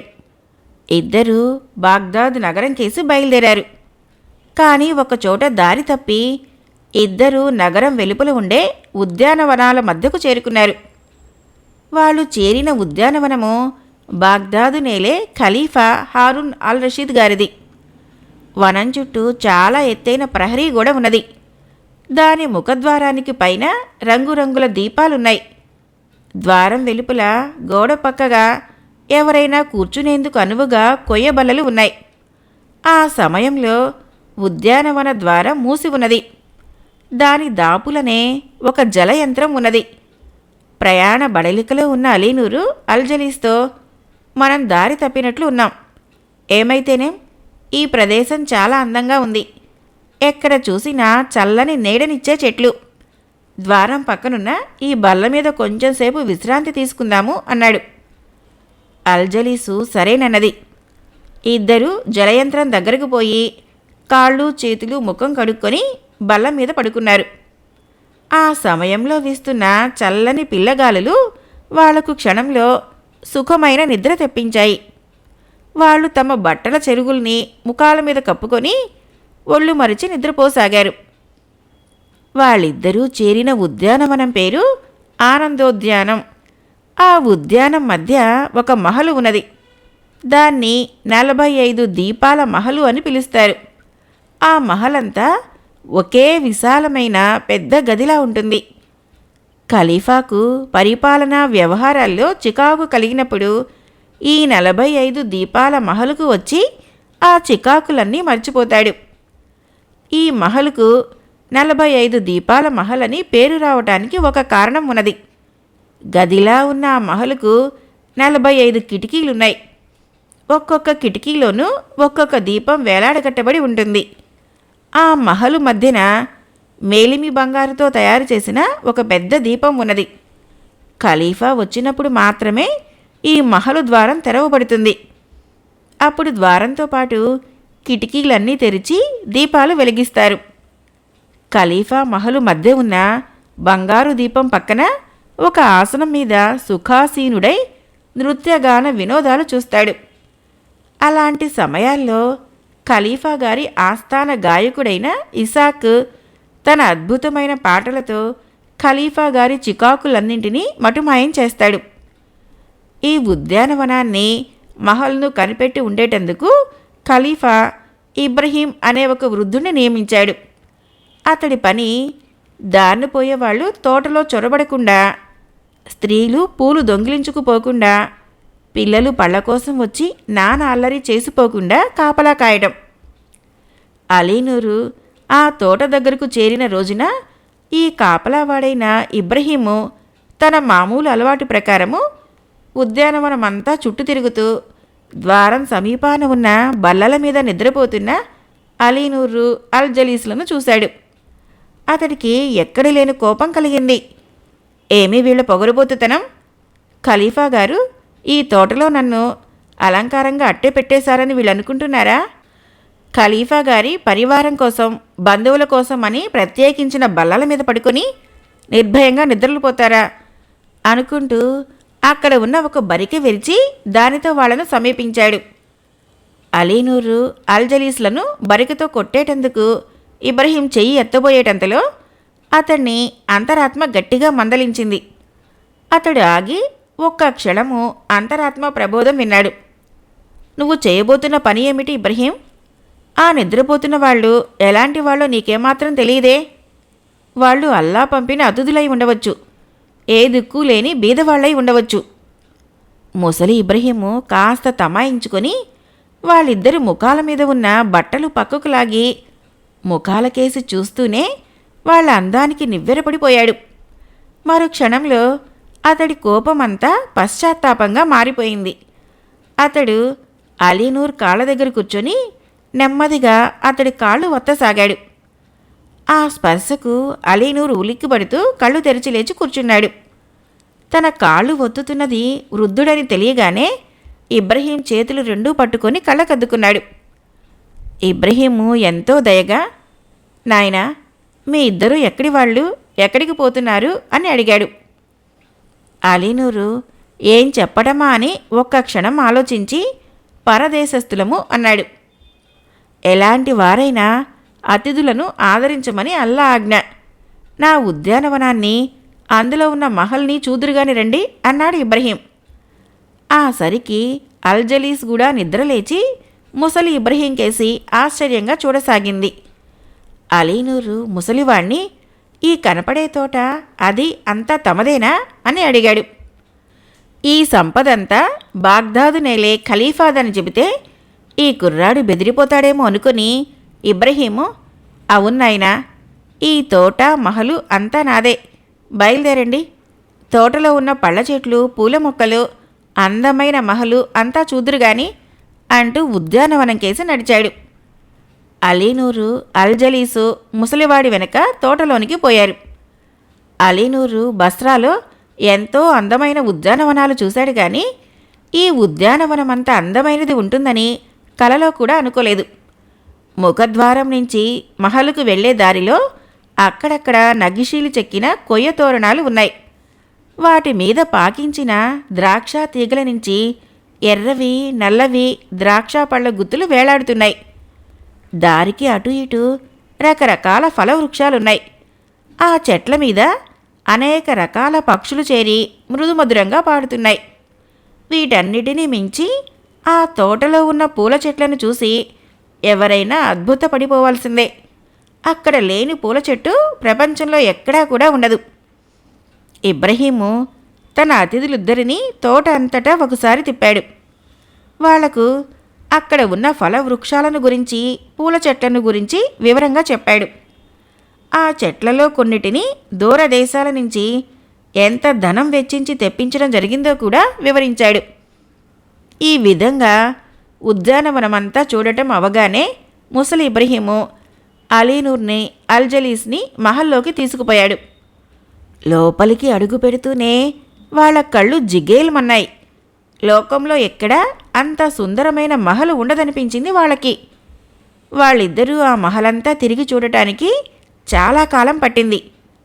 బయట సూర్యుడు అస్తమించడం వాళ్ళు గమనించనే లేదు. చివరకు అలీనూరు ఒక కిటికీ దగ్గరకు పోయి తోటలోకి చూశాడు. తోట అంతా పండు వెన్నెలలో మునిగి తేలుతున్నది. అలీనూరు ఆనందంతో మైమరిచిపోయాడు. ఇబ్రహీము ఎంతో ప్రేమగా వాళ్ళని, మీ ముఖాలు చూస్తుంటే ఇవాళ మీరు భోజనం చేసినట్లు లేదు, అవునా అని అడిగాడు. ఆ ప్రశ్నకు ఏమని చెప్పాలో తెలియక అలీనూరు అల్జలీస్ కేసు చూశాడు. ఆమె తల వంచుకున్నది. ఇద్దరి వాలకం చూసిన ఇబ్రహీము వాళ్ళు నిజంగానే ఇంతవరకు పస్తు ఉన్నారని, ఆ మాట చెప్పేటందుకు తటపటాయిస్తున్నారని గ్రహించి, ఈ ముసలి ఇబ్రహీం దగ్గర ఎలాంటి మొహమాటాలు పెట్టుకోకండి, ఇది ఎంత సుఖవంతమైన మహలో అంత రుచిగల ఆహార పదార్థాలు కూడా ఇక్కడ ఎల్లవేళలా సిద్ధంగానే ఉంటాయి అని చెప్పి వెళ్ళి 4-5 నిమిషాలు గడవక ముందే బంగారు పళ్ళాలలో రుచికరమైన పళ్ళు ఫలాలు పట్టుకుని వచ్చాడు. అలీనూరు వాటికేసి చూసి ఇబ్రహీంతో, ఇబ్రహీం, ఆహారంతో పాటు పానీయాలు కూడా ఇవ్వటం అందరికీ తెలిసిన ఆచారమే కదా, మరి పానీయాలేమీ పట్టుకురాలేదేమీ అని అడిగాడు. ఇబ్రహీము ఆ మాటలకు నవ్వి తల వంచుకుపోయి ఒక లోటాలో మంచినీరు పట్టుకు వచ్చాడు. అలీనూరు అది చూసి విరగబడి నవ్వుతూ, నువ్వు అమాయకత్వం నటిస్తున్నావు ఇబ్రహీం, పానీయాలంటే ఏమిటో నీకు తెలీదా, నేనడిగిన పానీయం ఇదా అన్నాడు. ఇబ్రహీము ఒకసారి తలగోక్కొని గడ్డం సవరించుకొని, ఓ ఇప్పుడు తెలిసింది, నీకు కావాల్సిన పానీయము ద్రాక్ష సారాయంలాగుంది. నేను 13 ఏళ్ల క్రితం మక్కాకి వెళ్ళి అక్కడ తాగుడు మానేస్తానని ప్రమాణం చేశాను. అందువల్ల సారాయణ నేను ముట్టను, కానీ మీ ఇద్దరూ కావాలంటే మాత్రం తెచ్చిపెడతాను అంటూ వెళ్ళి ద్రాక్ష సారాయం తీసుకువచ్చాడు. అలీనూరు అల్జలీసు ఫలాలు తిని ఆకలి తీర్చుకొని ద్రాక్ష సారాయి తాగటం ప్రారంభించారు. ముసలి ఇబ్రహీంకు కూడా వాళ్ళు తాగుతూ ఉండటం చూసి తను తాగాలనిపించింది. కానీ తాను చేసిన ప్రమాణం గుర్తుకు వచ్చి వెంటనే పానపాత్ర అందుకోలేకపోయాడు. నేను తాగే రోజుల్లో, అంటే 13 ఏళ్ల క్రితము ద్రాక్ష సారాయి అద్భుతంగా ఉండేది. కానీ ఈ మధ్య విన్నదాన్ని బట్టి చూస్తే ఈ రోజుల్లో అంత బాగా ద్రాక్ష సారాయి తయారు కావటం లేదన్న అనుమానం కలుగుతున్నది అన్నాడు. నీది ఒట్టి అర్థం పర్థం లేని అనుమానం ఇబ్రహీం. ఈ 13 ఏళ్లలో ద్రాక్ష పళ్ళలో కొత్త జాతులు చాలా మంచి వచ్చాయి. సారా తయారు చేసేవాళ్ళు కూడా బాగా అనుభవం సంపాదించి మరింత బాగా తయారు చేస్తున్నారు అన్నాడు అలీనూర్. ఊహు, ఆ మాట నేను నమ్మను అన్నాడు ఇబ్రహీము పానపాత్రకేసి ఆశగా చూస్తూ. ఇది గమనించిన అల్జలీసు అలీనూర్తో మెల్లగా, పాపం ఇబ్రహీంను మీరు కాస్త ప్రోత్సహిస్తే తాగుతాడు, ప్రయత్నించండి అన్నది. అలీనూరు ఒక లోటాను ద్రాక్ష సారాయితో నింపి ఎత్తి పట్టుకుని, ఇబ్రహీం, నీకు ప్రమాణాలు చేయటమే తప్ప వాటిని గురించి క్షుణ్ణంగా తెలిసినట్టు లేదు అన్నాడు. ప్రమాణం అంటే ప్రమాణమే, దాన్ని గురించి వేరే తెలిసేదేమిటి, నీకేమైనా బాగా నిషా ఎక్కలేదు కదా అన్నాడు ఇబ్రహీం. మనం చేసే ఎలాంటి ప్రమాణాలకైనా 5 సంవత్సరాలే ఆయువు, ఆ తర్వాత వాటికి ఎలాంటి విలువ లేకుండా పోతుంది అన్నాడు అలీనూర్. ఏమిటేమిటి, ఇదేదో కొత్త మాటగా ఉందే అంటూ ఇబ్రహీము లోటా అందుకునేటందుకు చెయ్యి చాచబోయి తమాయించుకున్నాడు.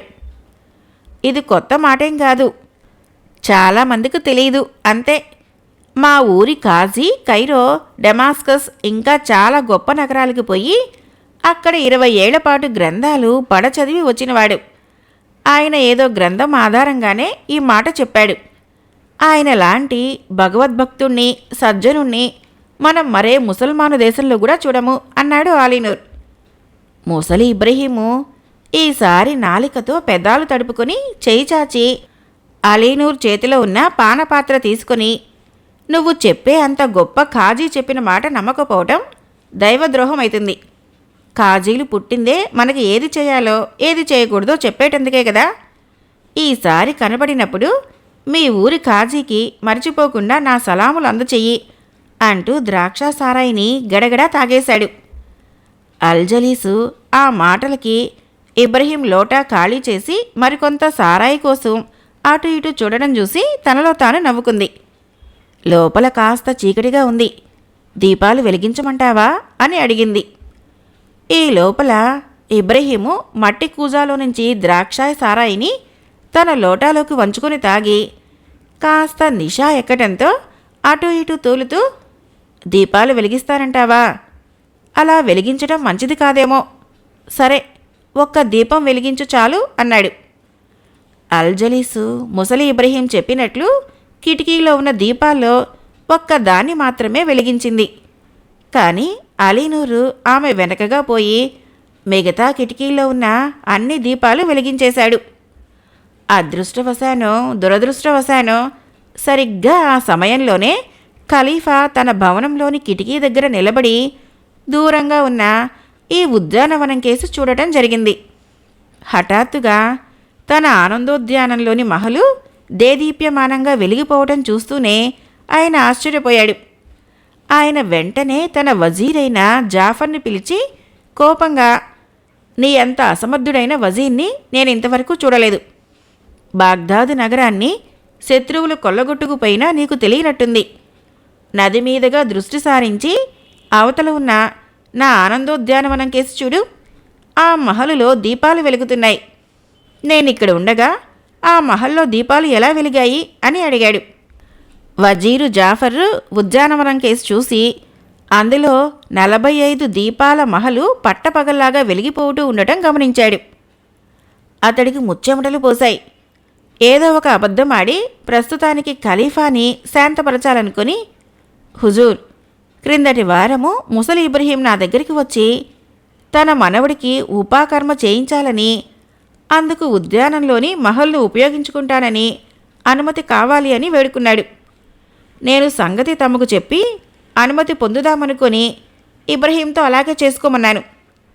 కానీ తర్వాత ఆ సంగతి తమకు చెప్పడం పూర్తిగా మర్చిపోయాను అన్నాడు. ఇది నీ రెండో తప్పు. ముసలి ఇబ్రహీంకు తన మనవుడికి ఉపాకర్మ చేసేందుకు ఇంత నగరంలో చోటే దొరకలేదంటావా? మన నుంచి ఏవైనా కానుకలు పొందాలనే ఉద్దేశంతోనే అతడు ఆ ఉపాకర్మ సంగతి నీతో అని ఉంటాడు. అతడికి నువ్వేమీ కానుకలు పంపకపోగా ఆ మాట నాతో చెప్పడం మరిచి నేను పంపే అవకాశం లేకుండా చేశావు అన్నాడు ఖలీఫా. ఏలినవారు నా తప్పులు మన్నించాలి. ముసలి ఇబ్రహీము నమ్మకస్తుడు, చాలా తెలివైనవాడు. తమరన్నట్లు మన నుంచి కానుకలు రాబట్టేందుకే అతడు మనవడి ఉపాకర్మ సంగతి నాతో అని ఉంటాడు, సందేహం లేదు అన్నాడు వజీర్ జాఫర్.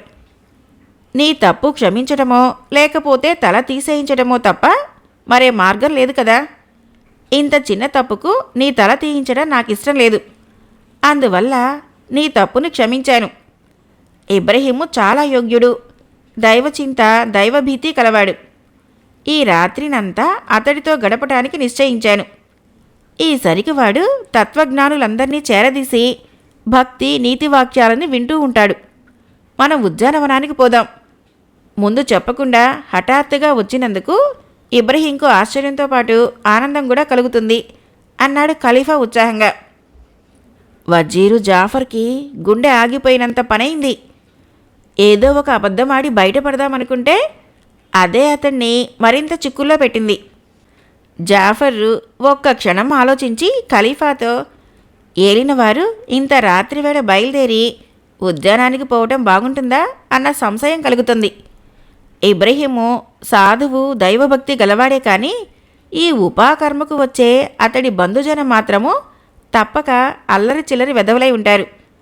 మనం అక్కడికి వెళ్ళేసరికి వాళ్ళు తాగి తందనాలాడుతున్నా మనం ఆశ్చర్యపడనవసరం లేదు అన్నాడు. నా ఉద్యానాన్ని ఇబ్రహీం బంధుగడం అలా తాగి సర్వనాశనం చేస్తుంటే నేను ఆశ్చర్యపడటం కాదు, వాళ్ళందరినీ అక్కడికక్కడే శిరచ్ఛేదం చేయిస్తాను. నువ్వు ఈ సంగతి తెచ్చావు గనక మనం తప్పక వెళ్ళి తీరవలసిందే. మనవడి మీద ప్రేమ కొద్దీ ఇబ్రహీము నా ఉద్యానంలో ఉపాకర్మకు అనుమతి అడిగాడు కానీ ఆ సమయంలో అక్కడికొచ్చే కోతి వెధవలందరినీ అతడు అదుపు చేయలేడు. ఆ పని మనం చేద్దాం. మస్రూర్ ఎక్కడా అన్నాడు ఖలీఫా. తన అబద్ధం బయటపడిపోతుందని, ఖలీఫా తనను శిక్షించక మానడని భయపడుతూనే వజీర్ జాఫర్ మస్రూర్ని పిలుచుకొచ్చేటందుకు వెళ్ళాడు. ఈ మస్రూరు ఖలీఫా గారి దండనాయకుడు. పొద్దుపోయి తన ఇంటికి వచ్చిన జాఫర్ను చూసి మస్రూర్ ఆశ్చర్యపడి, ఏమిటి కథ, ఇలా వచ్చావు? నిద్ర పట్టకపోతే తెల్లవార్లు ద్రాక్షాపానీయంతో కాలక్షేపం చేద్దాం. నాకు ఎందుకనో నిద్ర పట్టడం లేదు అన్నాడు. జాఫరు ఉసూరుమంటూ అక్కడున్న ఒక ఆసనం మీద కూర్చొని, నిద్ర పట్టక ఇటు రావటం లేదు మస్రూర్, ప్రాణం మీదకే వచ్చింది అంటూ జరిగిందంతా చెప్పి అబద్ధం ఆడి ఒక చిన్న చిక్కులో నుంచి బయటపడదామనుకుని అంతకన్నా పెద్ద చిక్కుల్లోనే పడ్డాను. ఇప్పుడేం చేయటం అన్నాడు. మస్రూరు కొంచెంసేపు ఆలోచించి, ఇంతకీ ఆ ముసలి పీనుగు ఇబ్రహీం మహల్లో దీపాలెందుకు వెలిగించి ఉంటాడని నీ ఉద్దేశము అని అడిగాడు. అదే నాకు అంతు చిక్కటం లేదు. ఖలీఫా గారు మహల్లో ఉన్నప్పుడు తప్ప ఆ దీపాలు వెలిగించకూడదని అతడికి ఏనాడో ఖలీఫాయే ఆజ్ఞ ఇచ్చాడు. ఇంతకాలంగా అది అమలు జరుగుతూ ఉన్నది. ఈ రోజున ఇబ్రహీంకు ఏ పోయే కాలం వచ్చి దీపాలు వెలిగించాడో గాని నా గొంతు మీదకి వచ్చింది అన్నాడు వజీర్ జాఫరు కోపంతో వణికిపోతూ. ముసలి ఇబ్రహీంకు కళ్ళు బాగా కనబడతాయా అని అడిగాడు మస్రూర్. కనబడకేం, ఆ వయసులో ఉండదగిన చూపు అతడుకుంది. ఎందుకలా అడిగావు అన్నాడు జాఫర్. మరేం లేదు, ఎవడన్నా దొంగ వెధవ తను మారువేషంలో ఉన్న ఖలీఫానని చెప్పి ముసలాన్ని మోసగించాడేమో అని నా అనుమానం అన్నాడు మస్రూర్. అప్పుడు ఇబ్రహీంకి కళ్ళే కాదు, చెవులు కూడా వినపడకుండా పోయి ఉండాలి. అతగాడికి ఖలీఫా కంఠస్వరం బాగా తెలుసు అన్నాడు జాఫర్. అలా అయితే ఆ ముసలాడు ఏదో కారణం వలన తప్పతాగి ఆ మైకంలో దీపాలు వెలిగించి ఉంటాడు అన్నాడు మస్రూర్. ఇబ్రహీము ఏ కారణం వల్ల తాగేందుకు వీల్లేదు. ఇప్పటికి కొన్నేళ్ల క్రితము అతడు మక్కాకు పోయినప్పుడు ఇక తను మద్యం ముట్టనని ప్రమాణం చేసి వచ్చాడు. ఆ సంగతి స్వయంగా అతడే నాకు చెప్పాడు అన్నాడు జాఫర్. సరే పద, ఖలీఫా మన కోసం ఎదురు చూస్తూ ఉంటాడు. ముసలాడి మనవడికి ఉపాకర్మ అనే అబద్ధం ఆడి లేని కర్మను కోరి నెత్తికెక్కించుకున్నావు. ఎలా బయటపడేయాలో ఆ ఉద్యానవనం చేరే లోపల నువ్వే ఆలోచించుకోవాలి అంటూ మస్రూరు బయలుదేరసాగాడు. ఖలీఫా గారికి నేను అబద్ధం ఆడానని తెలిసినప్పుడు నా ఉద్యోగం ఊడటం ఖాయం. దానితో పాటు తల కూడా ఊడకుండా ఉంటే అదే 10,000 అన్నాడు జాఫర్. జాఫరు మస్రూరు రాగానే ఖలీఫా ప్రయాణానికి సిద్ధమయ్యాడు. ముగ్గురు వర్తకులులాగా వేషాలు వేసుకున్నారు. తన ఆనందోద్యానంలో ఏదో వింత జరుగుతున్నదని, అది చూసి ఆనందించవచ్చునని ఖలీఫా సంతోషంగా నడుస్తున్నాడు. నిజం బయటపడి తనకు తీవ్రమైన శిక్ష తప్పదని వజీర్ జాఫరు భయపడుతూ కాళ్ళు ఇడ్చుకుంటూ నడక సాగించాడు. నిజంగా ఖలీఫా వజీర్ జాఫర్కు ఏ శిరచ్ఛేదమో విధించి దానిని అమలు చేసే పని దండనాయకుడైన తన మీదకు పెడితే ఏమి చేయటమా అని దిగులు పడుతూ మస్రూర్ నడవసాగాడు. తన ఉద్యానవనాన్ని సమీపిస్తూనే ఖలీఫా ఆశ్చర్యపోయాడు. ఉద్యానవన ద్వారము బార్లా తెరిచి ఉంది. కాపలావాడైన ఇబ్రహీము ఇంత అజాగ్రత్తగా ఉండటము ఖలీఫా ఏనాడూ చూడలేదు. తర్వాత ఆయన మహల్ను సమీపించి మరింత ఆశ్చర్యపోయాడు. లోపల ప్రార్థనలు జరుగుతున్న అలికిడి ఏమాత్రమూ వినిపించడం లేదు. జాఫర్, ఇదేదో వింతలా ఉంది. మహల్ లోపల ఏం జరుగుతున్నదో ఈ చెట్టెక్కి చూస్తాను అంటూ ఖలీఫా జాఫర్ సాయంతో ఒక చెట్టెక్కి అక్కడి నుంచి కిటికీలోరుగుండా లోపలికి చూశాడు. మహలు మధ్య ఒక అందమైన యువకుడు యువతి కూర్చొని ఉన్నారు. ముసలి ఇబ్రహీము ఒక చేతిలో ద్రాక్షాసారా ఉన్న లోటా పట్టుకొని యువతితో, అమ్మాయి, నువ్వు ఒక్క పాటైనా పాడితే తప్ప మన ఆనందం పూర్తయినట్లు కాదు. ఏది, ఒక్క పాట పాడు అంటున్నాడు. అల్జలీసు నవ్వి ఊరుకున్నది. ఆమెను ప్రోత్సహించేందుకు గాను ఇబ్రహీము తానే గొంతెత్తి ఒక పాట పాడాడు. అది చూసి ఖలీఫా ఉగ్రుడైపోయి గబగబా చెట్టు దిగి వచ్చి జాఫర్తో, మన తోటమాలి మనవడి ఉపాకర్మ మహాశాస్త్రోక్తంగా జరుగుతున్నది. నువ్వు కూడా ఓ మారు చూశావంటే తరించిపోతావు అన్నాడు. జాఫరు వణికిపోతూ చెట్టెక్కి మహలు లోపల తాగి వినోదిస్తున్న ముగ్గురిని చూశాడు. వెంటనే చెట్టు దిగి వచ్చి మాటా పలుకు లేకుండా ఖలీఫాకు సాష్టాంగపడి కాళ్ళు పట్టుకున్నాడు. ఇకలే జాఫర్, భయపడకు. నువ్వు నాతో సమయానికి తోచిన అబద్ధమేదో ఆడేశావని నాకు అనుమానంగానే ఉన్నది. నిన్ను క్షమించానులే. వాళ్ళు ఇంకేమేం చేయబోతున్నారో చూద్దాం, చెట్టెక్కు అన్నాడు ఖలీఫా నవ్వుతూ. ఖలీఫా, జాఫర్లు మళ్ళీ చెట్టెక్కారు.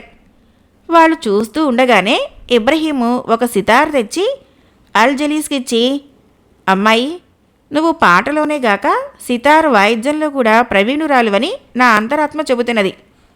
నా అంతరాత్మ ఈనాటి వరకు నాతో అబద్ధం ఆడలేదు.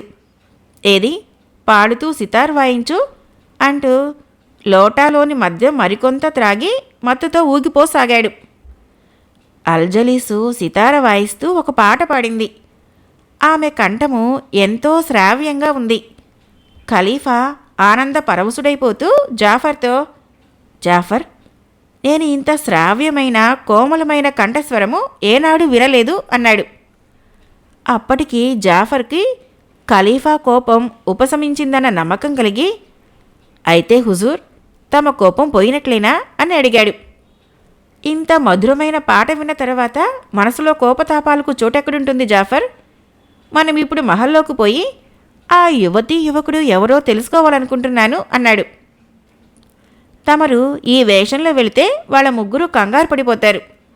ముసలి ఇబ్రహీము తమల్ని గుర్తించినా గుర్తించవచ్చు అన్నాడు జాఫర్. ఏం చేయటమా అనుకుంటూ ఇద్దరూ చెట్టు దిగి వచ్చారు. ఆ సమయంలో ఉద్యానవనంలోని కొలను దగ్గర ఏదో చప్పుడైంది. ఆ కొలనుకు టైగ్రీస్ నది నుంచి చిన్న కాలువ ద్వారా నీరు వస్తుంది. ఆ నీటితో పాటు చేపలు కూడా వస్తాయి. ఆ చేపలకు రోజూ ఇబ్రహీం ఆహారం వేస్తూ ఉంటాడు. వాటిని పట్టేవాళ్లు ఉండరు కనుక అవి కొలనులో కుప్పలు తిప్పలుగా ఉంటాయి. టైగ్రీస్ నదిలో చేపలు దొరకని బెస్తవాళ్లు కొందరు ముసలి ఇబ్రహీం కనుగప్పి అప్పుడప్పుడు వాటిని పట్టుకుపోతూ ఉంటారు. ఆ రాత్రి కరీం అనే బెస్తవాడు నదిలో చేపలు దొరక్క దిగ్గాలుగా ముఖం పెట్టుకుని ఇంటికి పోతూ ఉద్యానద్వారం తలుపు తెరిచి ఉండటం చూశాడు. కొలనులో చేపలు దొంగిలించటానికి ఇదే మంచి అదనని తోచి వాడు లోపలకు ప్రవేశించి కొలనులో వలవేసి చేపల్ని బయటికి లాగుతున్నాడు. ఖలీఫా, జాఫరు ధ్వనికి కారణం ఏమిటా అనుకుంటూ కొలను దగ్గరికి పోయేసరికి అక్కడ వాళ్ళకి బెస్త కరీం కనిపించాడు. వాడు ఖలీఫా, జాఫర్లను చూస్తూనే పారిపోయేందుకు కాళ్ళడక ఖలీఫా పాదాల మీద పడిపోయి భయం కొద్దీ ఏడవసాగాడు. ఖలీఫా వాడి మీద జాలిపడి, లేలే కరీం, నిన్ను నేనెరుగుదును.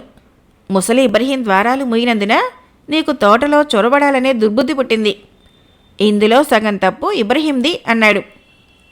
బెస్త కరీం లేచి, ప్రభువులు క్షమించాలి, పొట్టగడవక ఈ దొంగతనానికి పూనుకున్నాను అన్నాడు.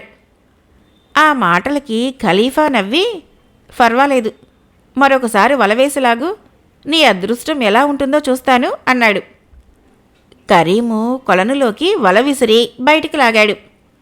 వలలో చాలా చేపలు పడినాయి.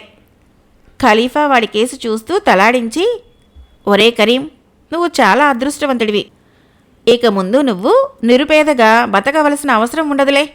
ఒక పని పడింది, నీ బట్టలు విప్పి నాకిచ్చేయి అన్నాడు. కరీము మారు మాట్లాడకుండా బట్టలు విప్పి ఖలీఫాకి ఇచ్చాడు. ఖలీఫా వాటిని కట్టుకొని, మరొక సాయం చెయ్యాలరా కరీం, నీ బుట్టలో కొన్ని చేపలు వేసి నాకివ్వు అన్నాడు. కరీం ఆశ్చర్యపోతూ ఖలీఫా కోరినట్లు 4-5 చేపల్ని బుట్టలో వేసి ఆయనకిచ్చాడు. ఖలీఫా బుట్టను తీసుకుని మహలుకేసి బయలుదేరాడు. ఆయన ఏం చేయబోతున్నాడో అర్థంగాక జాఫర్, హుజూర్, తమరు వేషం మార్చుకున్నారు, ఈ చేపల బుట్ట కూడా ఏంటి అని అడిగాడు. బెస్తవాడన్న తర్వాత వెంట చేపల బుట్ట ఉండద్దా? జాఫర్, ముసలి ఇబ్రహీము ఆవలిస్తే పేగులు లెక్కబెట్టే రకం. ఇప్పుడు వాడికి నా మీద ఎలాంటి అనుమానమో కలగదు అన్నాడు ఖలీఫా. ఆయన మహలు దగ్గరికి పోయి గట్టిగా తలుపు తట్టాడు. ఇబ్రహీం వచ్చి తలుపు తెరిచి ఖలీఫాను చూసి ఆ బెస్త వేషంలో ఆయన్ని గుర్తించక కరీం అనుకొని, నువ్వా కరీం, ఇంత రాత్రివేళ ఏం పని మీద వచ్చావు? కొలనులోని చేపలు దొంగిలించుకుపోవటానికి కాదు కదా అన్నాడు. దొంగతనానికి వచ్చిన వాణ్ణి తలుపు తట్టి నిన్ను పిలుస్తానా? మహల్లో ఏదో మజా జరుగుతున్నదని, నీకెవరో అతిథులు వచ్చారని చూసి ఇటు వచ్చాను అన్నాడు ఖలీఫా. అతిథులంటే అతిథులా? ఆ దేవలోకం నుంచి దిగిన దేవతలే అనుకో. ఆ అమ్మాయి పాటకి రాళ్ళు కరుగుతాయంటే నమ్ము. మన ఖలీఫా ఆమె పాట విన్నాడో అప్పటికప్పుడే 1,00,000 దీనారాలు బహుకరించేస్తాడు అన్నాడు ఇబ్రహీం. వాళ్ళిలా మాట్లాడుకుంటూ ఉండగా అల్జలీసు సితార్ని కింద పెట్టి లేచి వచ్చి ఖలీఫా బుట్టలో ఉన్న చేపలను చూసి సంతోషంగా, చేపలు బాగున్నాయి, వెంటనే పోయి బాగా వేయించి పట్టుకురావోయ్ అన్నది. ఖలీఫా సరేనని తల ఊపి మహల్ నుంచి బయటికి వచ్చి జరిగిన సంగతి జాఫర్తో చెప్పాడు. జాఫర్కి ఇదంతా కలలా ఉన్నది. అతడు ఖలీఫాతో, హుజూర్, ఇంతవరకు జరిగింది చాలు, ఇక వెళ్ళిపోదాం రండి అన్నాడు. అదేం మాట జాఫర్, పనిని సగంలో వదలటం బుద్ధిమంతుల లక్షణమా? నువ్విక్కడే ఉండు, నేనిప్పుడే వస్తాను అంటూ ఇబ్రహీం ఉండే గుడిసెకు పోయి చేపల్ని కోసి నిప్పు చేసి వాటిని బాగా వేయించాడు. ఇబ్రహీము, అలీనూరు, అల్జలీసులు బెస్త కరీం కోసం ఎదురుచూస్తూ లోటాలతో ద్రాక్షాసారాయి తాగుతూనే ఉన్నారు. ఖలీఫా వేయించిన చేపలతో వచ్చి వాటిని వాళ్ల ముందు ఉంచాడు. ముగ్గురు వాటిని అంత పసందుగా వేయించుకుని వచ్చిన బెస్తవాణ్ణి మెచ్చుకుంటూ తినేశారు. తినటం పూర్తవగానే అలీనూరు ఖలీఫా చేతిలో 3 దీనారాలు పెడుతూ, ఆకలి మీద ఉన్న మాకు మంచి రుచికరమైన తిండి పెట్టావు. ఆ ఉపకారానికి గాను ఈ ప్రతిఫలం పుచ్చుకో. ఒకప్పుడైతే ఈ జన్మకు నీ దారిద్ర్యాన్ని పోగొట్టగలిగి ఉండేవాణ్ణి, కానీ ఇప్పుడు ఆ శక్తి లేనివాణ్ణైపోయాను. అందుకని ఈ మాత్రమే ఇవ్వగలిగాను అన్నాడు. అలీనూరిచ్చిన దీనారాలని ఖలీఫా కళ్ళకద్దుకుంటూ, నా చేపలకు ముట్టవలసిన దానికంటే ఎక్కువే ప్రతిఫలం ఇచ్చారు. డబ్బు మాటకేం గాని నాకు ఈ అమ్మ పాట పాడగా వినాలని ఉంది. నాకు చిన్నప్పటినుంచి సంగీతం అంటే మహా చెడ్డ సరదా. ఒక్క పాట పాడమనండి అని అడిగాడు. అలీనూర్ అనుమతితో అల్జలీసు సితార వాయిస్తూ ఒక పాట పాడింది. ఆ పాట విని ఖలీఫా తన్మయుడైపోయి అద్భుతం, అద్భుతం అంటూ కేకలు పెట్టాడు. సంపన్నుడుగా ఉన్న రోజుల్లో ఎవరైనా సరే తన ఆధీనంలో ఉన్న దాన్ని మెచ్చుకుంటే దాన్ని ఆ వ్యక్తికి బహూకరించటం అలీనూర్కి అలవాటుగా ఉండేది. ఇప్పుడు ఖలీఫా అల్జలీస్ని అద్భుతం అంటూ మెచ్చుకోగానే అతడు తన ప్రస్తుత దారిద్ర్యావస్థను మర్చిపోయి, బెస్తవాడా, ఈమె పాట నీకు బాగా నచ్చినట్లుంది, ఆమెను నువ్వే తీసుకో అంటూ లేచి వెళ్ళిపోసాగాడు. అల్జలీసు కళ్ళనీళ్లు పెట్టుకొని, అలీనూర్, ఇది న్యాయమేదా? నన్ను వదిలేసి ఎక్కడికి పోతున్నావు అని అడిగింది. ఇది చూసిన ఖలీఫాకి ఎక్కడలేని ఆశ్చర్యమో బాధ కూడా కలిగింది. ఆయన అలీనూర్ని ఆగమని, కుర్రాడా, ఇదేం పని? ఇంత చక్కని పిల్లను అలా వదిలేసిపోతున్నావు? నీ వాలకం చూస్తుంటే ఈ బానిస పిల్లని మరెవరి దగ్గర నుంచో అపహరించుకు వచ్చావేమో అన్న అనుమానం కలుగుతున్నది అన్నాడు. అలీనూరు ఖలీఫా దగ్గరకు చేరి, బెస్తవాడా, నువ్వు నన్ను అపార్థం చేసుకుంటున్నావు. ఈ బానిస పిల్ల నాదే. నా తండ్రి ఈ పిల్లను 10,000 దీనారాలకు కొని నాకు బహూకరించాడు. ఆయన మరెవరో కాదు, బస్రా సుల్తాన్ గారి దగ్గర పెద్ద వజీరుగా ఉన్న అల్ఫదల్ అన్నాడు. అలీనూర్ ఇలా అనగానే ఖలీఫాకు అతడి మీద ఎంతో ప్రేమాదరాలు కలిగాయి. ఆయన అతడితో, వజీరు అల్ఫదల్ చనిపోయాడని ఆ మధ్య విన్నాను. నేనొకసారి బస్రా వెళ్ళినప్పుడు ఆయనను ప్రజలు ఎంతగానో గౌరవించడం చూశాను. ఆయన ఆస్తిపాస్తులన్నీ నీకే సంక్రమించినాయి కదా, అంత ఆస్తి ఈ కొద్ది కాలంలో ఎలా తరిగిపోయింది అని అడిగాడు. అలీనూర్ ఖలీఫాకు తన తండ్రి చనిపోయిన నాటి నుంచి ఆ రోజు వరకు జరిగిన ముఖ్య విషయాలన్నీ చెప్పాడు. అంతా విని ఖలీఫా, మరిప్పుడేం చేయాలనుకుంటున్నావు అని ప్రశ్నించాడు. అల్లా సృష్టించిన ఈ ప్రపంచము బహు విశాలమైనది, అందులో రహదారులకు కొదవ ఏమీ లేదు కదా అన్నాడు అలీనూర్. కుర్రాడా, నేను ఒక పేద బెస్తవాణ్ణని, నీకు ఏ విధంగానూ సహాయపడలేనని ఆపోహపడకు. కొన్ని కారణాల వల్ల నేను ఇలా ఉండవలసి వచ్చింది. బస్రా సుల్తాన్కి ఒక లేఖ ఇస్తాను, దాన్ని తీసుకుని పోయి ఆయనకివ్వగలవా? నీ కష్టాలన్నీ తీరిపోవచ్చు అన్నాడు ఖలీఫా. బెస్తవాడా, నువ్వు బస్రా సుల్తాన్కి లేఖ రాయటమా? అందువల్ల నా కష్టాలు తీరిపోవటమా? ఈ మాట నమ్మమంటావా అన్నాడు అలీనూర్ ఆశ్చర్యపోతూ. నమ్మి చెడినవాడు లేడని మన పెద్దలంటారు అన్నాడు ఖలీఫా. ఆ మాటకర్థము అల్లాను నమ్మి చెడినవాడు లేడని. అంతేగాని బాగ్దాదు నేలే ఖలీఫా గారి ఉద్యానవనంలోని కొలను నుంచి చేపలను దొంగిలించుకుపోయే ప్రతి బెస్తవాడు మాట నమ్మమని కాదు అన్నాడు అలీనూర్ చిరుకోపంగా. భేష్, చాలా బాగా చెప్పావు. అలీనూర్, అదే గదా నీ పేరు? ఏది, ఆ కూజాలో ఉన్న ద్రాక్ష సారాయి కాస్త ఈ లోటాలోకి వంచు అంటూ ముసలి ఇబ్రహీం చేతిలో ఉన్న ఖాళీ లోటాన్ని అలీనూర్ చేతికి ఇచ్చాడు. ఇబ్రహీం, ఈ మత్తు మందులు సేవిస్తూ నువ్వు పాడవటమే కాక ఆ కుర్రవాణ్ణి కూడా పాడు చేస్తున్నావు అన్నాడు ఖలీఫా. ఆ మాటలకి ఇబ్రహీం కోపం తెచ్చుకొని, ఒరే బెస్త కరీం, నువ్వు నాకే నీతులు బోధిస్తున్నావా? ఖర్జూర చెట్టు నుంచి గీసిన కళ్ళైతే మత్తు పానీయం అవుతుంది కానీ ద్రాక్షాపళ్ళ నుంచి తయారైంది ఇది మత్తు పానీయం కానే కాదు. నీకు నా మాటలో నమ్మకం లేకపోతే నగరానికి పోయి ఖాజీ నస్రుల్లా తమానీ బిన్ సాదులని అడుగు. ఆయన దృష్టిలో దాహం తీర్చుకునేందుకైనా నీళ్లు తాగేవాడు గాడిద. అన్నిటికీ ద్రాక్ష సారాయి వాడాల్సిందే అన్నాడు. ఇబ్రహీం తాగిన మైకంలో ఇలా నోటికొచ్చినట్టల్లా వాగటం చూసి ఖలీఫాకి ఎక్కడ లేని కోపం వచ్చింది. ఆయన వజీరు జాఫర్ని కేకవేసి అప్పటికప్పుడే ఆ ముసలివాడి తల నరికించుదామనుకున్నాడు. కానీ అంతలోనే అతడి హృదయంలో ఎంతో నమ్మకస్తుడు, రాజభక్తి గలవాడు అయిన తన ఉద్యానవనం కాపలాదారుపైన జాలి కలిగింది. ఖలీఫా తన దృష్టిని ఇబ్రహీం మీద నుంచి అలీనూర్ కేసు తిప్పాడు. అలీనూరు కన్నార్పకుండా తన కేసు చూస్తూ ఉండటం కనపడింది. ఏం కుర్రాడా, నన్నంత పరీక్షగా చూస్తున్నావు అని అడిగాడు ఖలీఫా. నువ్వు మామూలు బెస్తవాడిలాగా నాకు తోచటం లేదు. నీ ముఖంలో మాట తీరులో ఏదో రాజసం కనిపిస్తుంది అన్నాడు అలీనూర్. నువ్వనుకుంటున్న దాంట్లో 100కి 100 పాళ్ళు నిజం ఉన్నది. ఇప్పటికైనా మించిపోయింది లేదు. నేనిచ్చే లేఖ తీసుకుని పోయి బస్రా సుల్తాన్కివ్వు. ఫలితం ఎలా ఉంటుందో నువ్వే చూస్తావు అన్నాడు ఖలీఫా. లేఖ రాయాలంటే కాగితం కావాలి కదా, అదెక్కడ దొరికేటట్టు అంటూ అలీనూరు ఇబ్రహీం కేసు చూశాడు. ఇబ్రహీము అలీనూర్ కేసి జాలి పడుతున్న వాడిలా ముఖం పెట్టి, నీట మునిగిపోయేవాడు ఆ సమయంలో పూచుకుపుల్ల దొరికినా ప్రాణం రక్షించుకునేందుకు పట్టుకుంటాడంటారు. అలీనూర్, నీ పని కూడా అలానే ఉంది.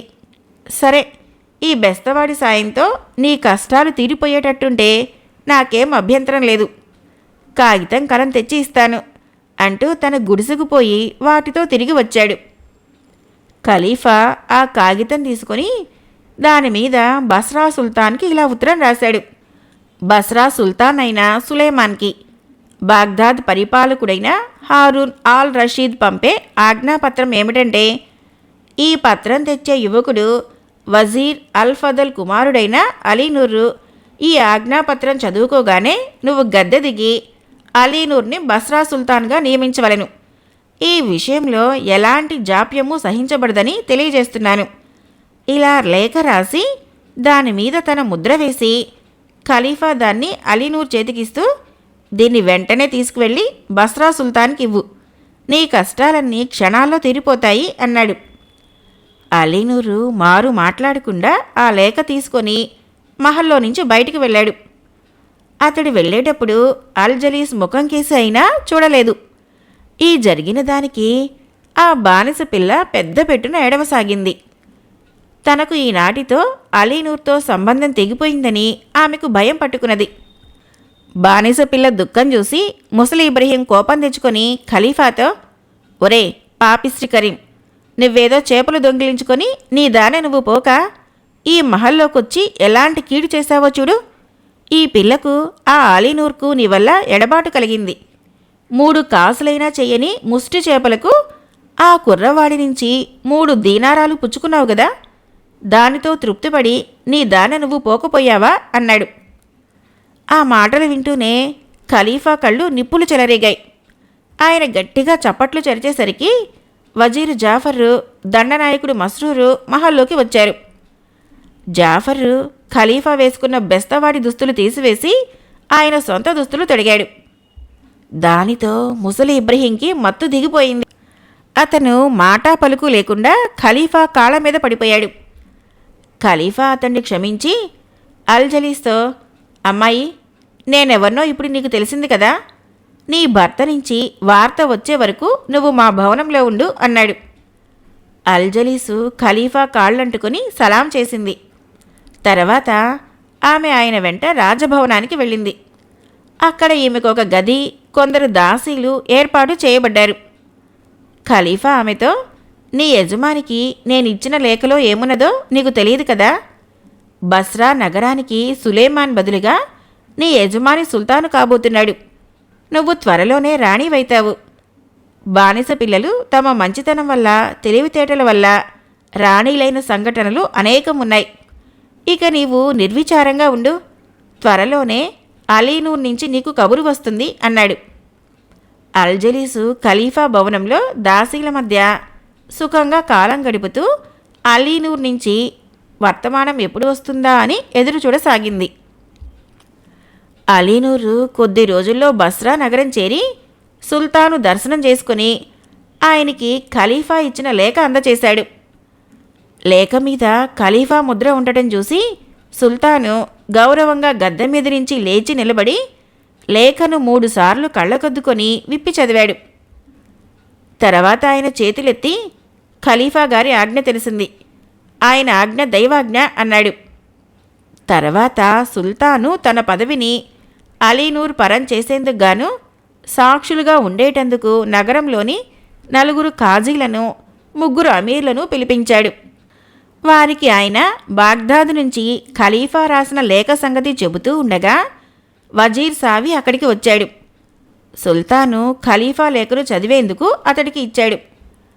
వజీర్ సావి లేఖను ఒకసారి చదివి అలీనూర్ కేసి పళ్ళు కొరుకుతూ చూసి లేఖ మీద ఖలీఫా ముద్ర ఉన్న భాగాన్ని చించి పారేశాడు.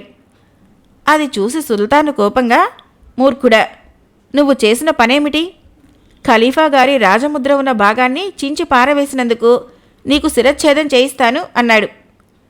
సావి ఏమాత్రం తొణక్కుండా సుల్తానుతో, హుజూర్, ఈ నీచుడు అలీనూరు ఖలీఫా గారి దర్శనం చేసుకున్నాడని మీరేమాత్రమూ నమ్మకండి. వీడు బహు జిత్తులు మారి అన్న సంగతి మనకి లోగడే తెలుసు కదా. పూర్వం ఒకసారి ఈ దుర్మార్గుడు మన భటుల కళ్ళు కప్పి మీకోసం కొన్న బానిస పిల్లను బలవంతంగా తీసుకొని ఎటో పారిపోయాడు. ఈ లేఖ వీడు సృష్టించిందే. ఖలీఫా గారే గనక నిజంగా ఉత్తరం రాయదలిస్తే ఆ పని ఆయన సొంత కాగితాలపైన దర్బారు లేఖకుల చేత రాయించి ఉండేవాళ్ళు. అంతేకాక ఆ లేఖపైన ఆయన ముద్రతో పాటు పెద్ద వజీరు ముద్ర కూడా ఉంది అన్నాడు. వజీరు సావి ఇలా చెప్పిన మీదట సుల్తాన్కి అలీనూర్ మీద అనుమానం కలిగి గడ్డం సవరించుకుంటూ, సావి, నువ్వు చెప్పిందే నిజమన్న నమ్మకం కలుగుతున్నది. ఇప్పుడు నేనేం చేస్తే బాగుంటుందంటావ్ అని అడిగాడు. సావి తృప్తిగా ఓ చిరునవ్వు నవ్వి, మీరేం చేయనవసరం లేదు. ఈ మోసకారి అలీనూర్ని నాకు అప్పగించండి. నేను వీడి వెంట మన ఉద్యోగుల్లో ఒకరిని పంపి ఖలీఫాకు జరిగిన సమాచారం అంతా చెప్పించి అక్కడి నుంచి నమ్మదగిన జవాబు తెప్పిస్తాను. వీడు నిజంగా మనల్ని మోసం చేయదలిచినట్టు రుజువైతే అందుకు తగిన శిక్ష నేనే విధిస్తాను అన్నాడు. సుల్తానుకు అలీనూర్ తనను మోసగించవచ్చాడన్న అనుమానం బలపడిపోయింది. ఆయన అక్కడికక్కడే తన భటుల చేత అలీనూర్ను కొరడాలతో కొట్టించి అతడు స్పృహ తప్పి పడిపోగానే ఖైదులో పడవేయమని భటులను ఆజ్ఞాపించాడు. అలీనూర్ను భటులు జైలులో పడవేసి వాళ్ళ దారిన వాళ్ళు వెళ్ళిపోయారు. ఆ జైలు అధికారి పేరు ఖితైత్. అతను అలీనూర్ కాళ్లకు చేతులకు ఉన్న సంకెళ్ళు ఊడదీశాడు. అలీనూర్ను పెట్టిన గదిని తానే స్వయంగా శుభ్రం చేసి అతడు పడుకునేటందుకు ఒక కంబళి పరిచాడు. తర్వాత అతడు అలీనూర్తో, బాబు, కష్టాలు కలకాలం ఉండవు, ధైర్యం వహించు. నేను మీ తండ్రిగారైన వజీరు అల్ఫదల్ గారికి చాలా రుణపడి ఉన్నాను. ఆయన సహాయం వల్లనే ఇప్పటికీ నేనింత ఉన్నత పదవికి రావడం జరిగింది. అందువల్ల నా నుంచి మీకు ఎలాంటి హాని జరగదని మాట ఇస్తున్నాను అన్నాడు. ఆ రోజు మొదలు 40 రోజుల పాటు జైలు అధికారి బితైత్ అలీనూర్కు తనకు సాధ్యమైనంతలో అన్ని సౌకర్యాలు కలుగజేశాడు. ఖైదీని గురించి వజీర్ సావీకి రోజూ వర్తమానం పంపేటప్పుడు మాత్రము అతన్ని నానా చిత్రహింసలకు గురిచేస్తున్నట్లు తెలియపరుస్తూ ఉండేవాడు. బస్రా నగరంలో ఈ విధంగా అలీనూర్ ఖైదు పాలు అయిన 30 రోజులకు ఒకనాడు ఖలీఫా తన భవనంలోని ఒక గది పక్కగా పోతూ లోపల ఎవరో దుఃఖిస్తూ ఉండటం విన్నాడు. ఆ దుఃఖిస్తున్నది ఎవరని ఆయన నౌకర్లను అడిగాడు. వాళ్ళు పోయి గదిలో నుంచి బానిస పిల్ల అల్జలీస్ను తీసుకువచ్చారు. ఖలీఫా ఆమెను గురించి పూర్తిగా మర్చిపోయాడు. అల్జలీసు తన సంగతి అంతా ఖలీఫాకు చెప్పుకొని, అలీనూర్ బస్రా వెళ్ళి 1 రోజులైంది, ఇంతవరకు ఆయన నుంచి నాకెలాంటి వర్తమానము అందలేదు అన్నది. ఖలీఫాకి అలీనూర్ను గురించిన సంగతి సందర్భాలు అన్నీ గుర్తుకు వచ్చాయి. ఆయన అల్జలీస్ను ఓదారుస్తూ, నగర పరిపాలన ఎంత చిక్కులుమారి వ్యవహారమో ఆడదానివైన నీకేం తెలుస్తుంది? నీ యజమాని ఇప్పుడు బస్రా సుల్తాన్ గదా, తీరని పనుల మధ్య ఉండి నీకు వర్తమానం పంపడం మరిచి ఉంటాడు. నేనతడికి ఒక మంచి బహుమానం పంపుతాను. దానితో అతడికి ఈ బాగ్దాదు నగరము ఇక్కడున్న నువ్వు గుర్తుకొస్తారు. ఖలీఫా ఆ రోజునే ఒక నౌకరు చేత అలీనూర్కు ఒక విలువైన బహుమానం పంపాడు. అలీనూరు జైల్లో పడిన 41వ రోజున ఆ బహుమానము బస్రా చేరింది. అది ఎవరికి ఎవరు పంపినది సుల్తానుకు అంతుపట్టలేదు. సావీని పిలిపించి అడిగితే తనకు తెలియదన్నాడు. ఖలీఫా నుంచి ఆ బహుమానము అలీనూర్కు వచ్చిందేమో అన్న అనుమానము సావీకి కలిగింది. ఇదే నిజమైతే అలీనూర్ బతికి ఉండటము తనకు ముప్పుగా పరిణమిస్తుంది. వజీరు సావీ ఒక రాత్రల్లా ఏమీ చేయటమా అని ఆలోచించి ఒక నిశ్చయానికి వచ్చి మర్నాడు సుల్తాన్ దగ్గరికి పోయి, హుజూర్, మనం అలీనూర్ అనే ఒక మోసకార్యవాణ్ణి వాడు చేసిన నేరం రుజువు కాగానే ఖైదులో వేశాం. వాడి తల నరకమని మీరు ఆజ్ఞ ఇచ్చినట్లుగా నాకు కొంచెం గుర్తుకు వస్తున్నది అన్నాడు. బాగా జ్ఞాపకం చేశావు సావి. వాణ్ణి ఖైదులో పెట్టి మన ఖర్చులతో మేపడం దేనికి? వెంటనే వాడి శిరచ్ఛేదానికి ఉత్తర్వు జారీ చెయ్యి అన్నాడు సుల్తాన్ కోపంగా. ఇన్నాళ్లైనా అలీనూర్ నుంచి తనకెలాంటి సమాచారం రాకపోయేసరికి ఖలీఫాకి అతడు బ్రతికి ఉన్నాడా లేదా అన్న అనుమానం కలిగింది. బతికే ఉంటే ఇన్నాళ్లుగా ఏదో లేఖ రాయకుండా ఎందుకుంటాడు అనుకున్నాడు ఆయన. ఇలా ఆలోచించి ఖలీఫా వజీరు జాఫర్ని పిలిచి, నువ్వు వెంటనే కొంతమంది సాయుధ భటుల్ని వెంట తీసుకుని బస్రా వెళ్ళు.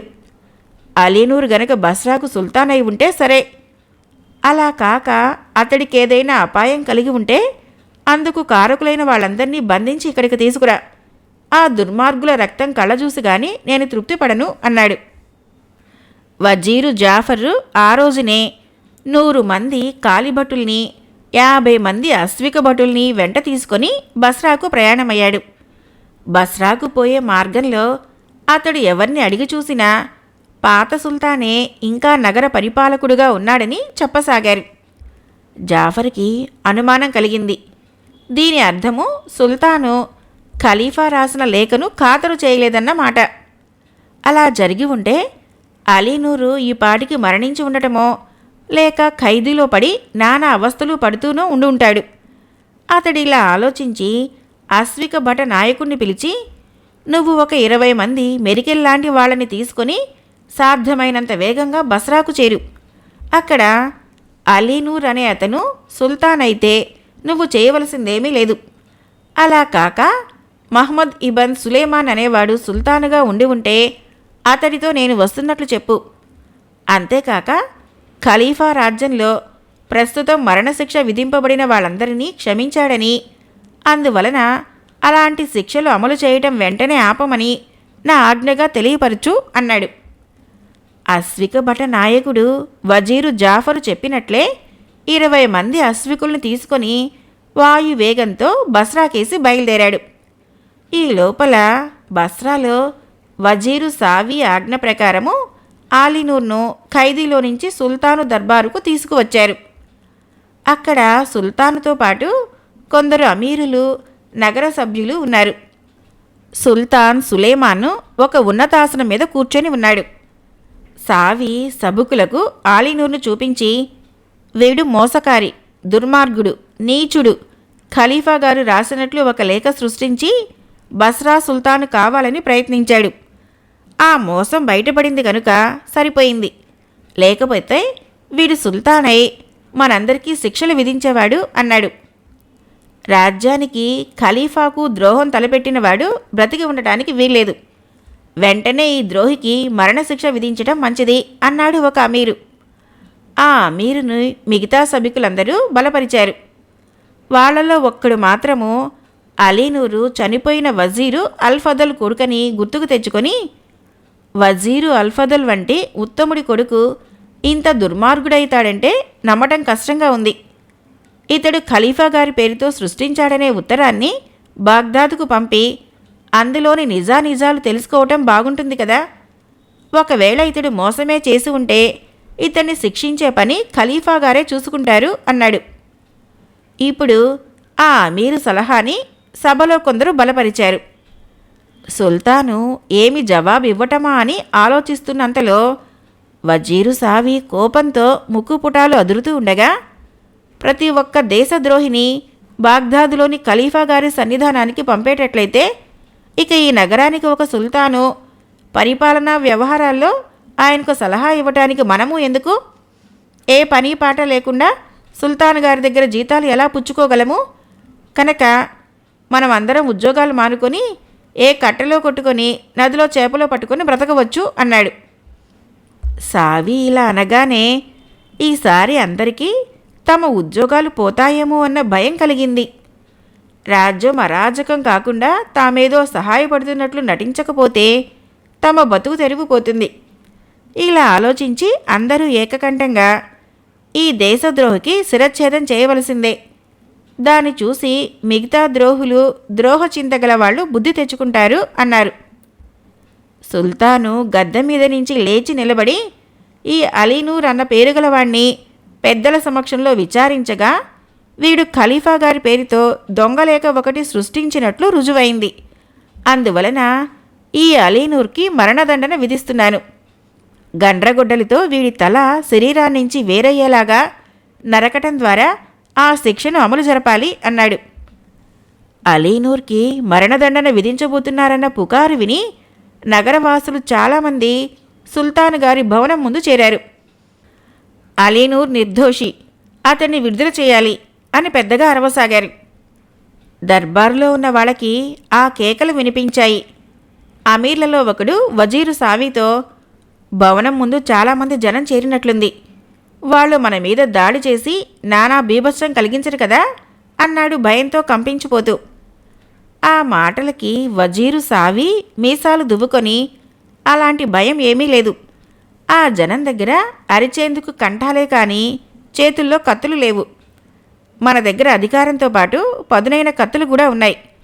ఆ కత్తులు పట్టే మన భటులు బాగా శిక్షణ పొందిన వాళ్ళు కూడా అన్నాడు.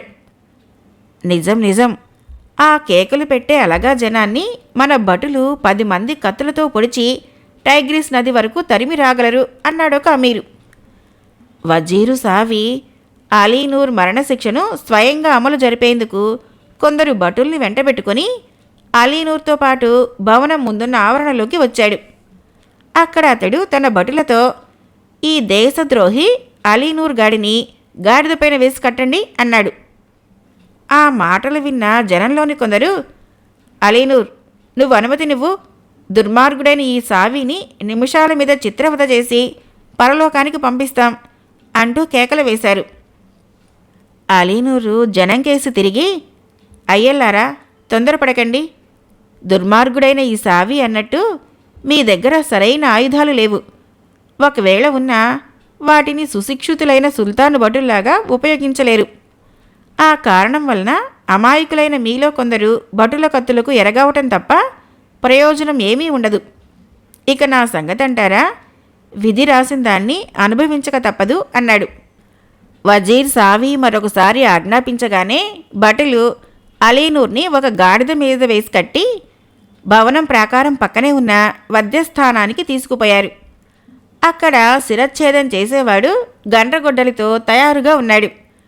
ఆచారం ప్రకారము సుల్తాను భవనం కిటికీలో నుంచి తల బయటకు పెట్టి చేయి ఊపి అనుమతి ఇవ్వగానే మరణశిక్ష అమలు జరుగుతుంది. ఆఖరు క్షణంలో సుల్తాను గారికి నిందితుడి మీద దయ కలిగి క్షమాభిక్ష పెట్టవచ్చునన్న నమ్మకంతో ఈ ఆచారం ఏర్పరిచారు. వజీరు సావి, భటులు, చుట్టూ చేరిన జనము సుల్తాను గారి భవనపు కిటికీ కేసి చూడసాగారు. పావుగంట గడిచినా సుల్తాను కిటికీ దగ్గరకు రాలేదు. వజీరు సావి తనలో తాను సుల్తానును నానా తిట్లు తిట్టుకోసాగాడు. అంతలో సుల్తాను కిటికీలో నుంచి తల బయటకు పెట్టాడు గాని ఆయన చూపు వధ్యస్థానం వైపుకు తిరగలేదు. దూరాన గుర్రాలపై వేగంగా వస్తున్న వజీర్ జాఫర్ పంపిన 20 మంది అశ్వికులు అతని కంటపడ్డారు. సుల్తాను కిటికీ నుంచి యువతలికి వచ్చి ఒక నౌకర్ని పిలిచి, బాగ్దాదు నుంచి ఎవరో మన భవనం కేసి వస్తున్నారు. బహుశా వాళ్ళు ఖలీఫా గారు పంపిన వాళ్ళై ఉంటారు. వజీరు సావితో వాళ్లకు ఉచిత రీతిగా స్వాగతం ఇవ్వమని చెప్పు అన్నాడు.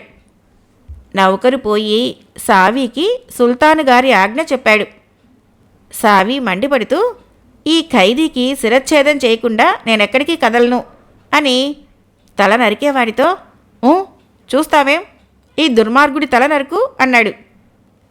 తల నరికేవాడు గండ్రగొడ్డల్ని నేల కానించి, అయ్యా, సుల్తాను గారి ఆజ్ఞ లేనిదే నేను ఎవరి తల నరకను, ఆ సంగతి మీకు తెలియంది కాదు అన్నాడు. సుల్తాను గారు వీడికి మరణదండన విధించారు, అందుకే కదా వీడిని వధ్యస్థానానికి తీసుకువచ్చింది అన్నాడు సావి కోపంగా.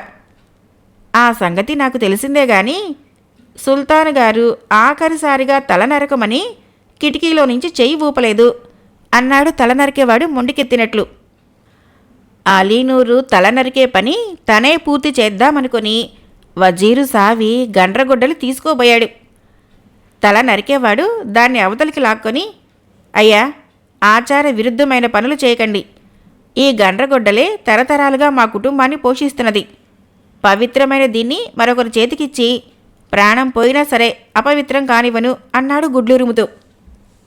సావి నీచుడు, పరమ దుర్మార్గుడు, వాడి తల నరకండి అంటూ జనం కేకలు వేశారు. ఆ సమయానికి వజీరు జాఫర్ పంపిన అశ్వికుల నాయకుడు తన అనుచరులతో పాటు వచ్చాడు. అతడు వధ్యస్థానంలో నిలబడి ఉన్న అలీనూర్ను చూస్తూనే, ఈ ఖైదీ ఎవరు, మరణశిక్షలు అమలు జరపవద్దని ఖలీఫా గారి ఆజ్ఞ అన్నాడు.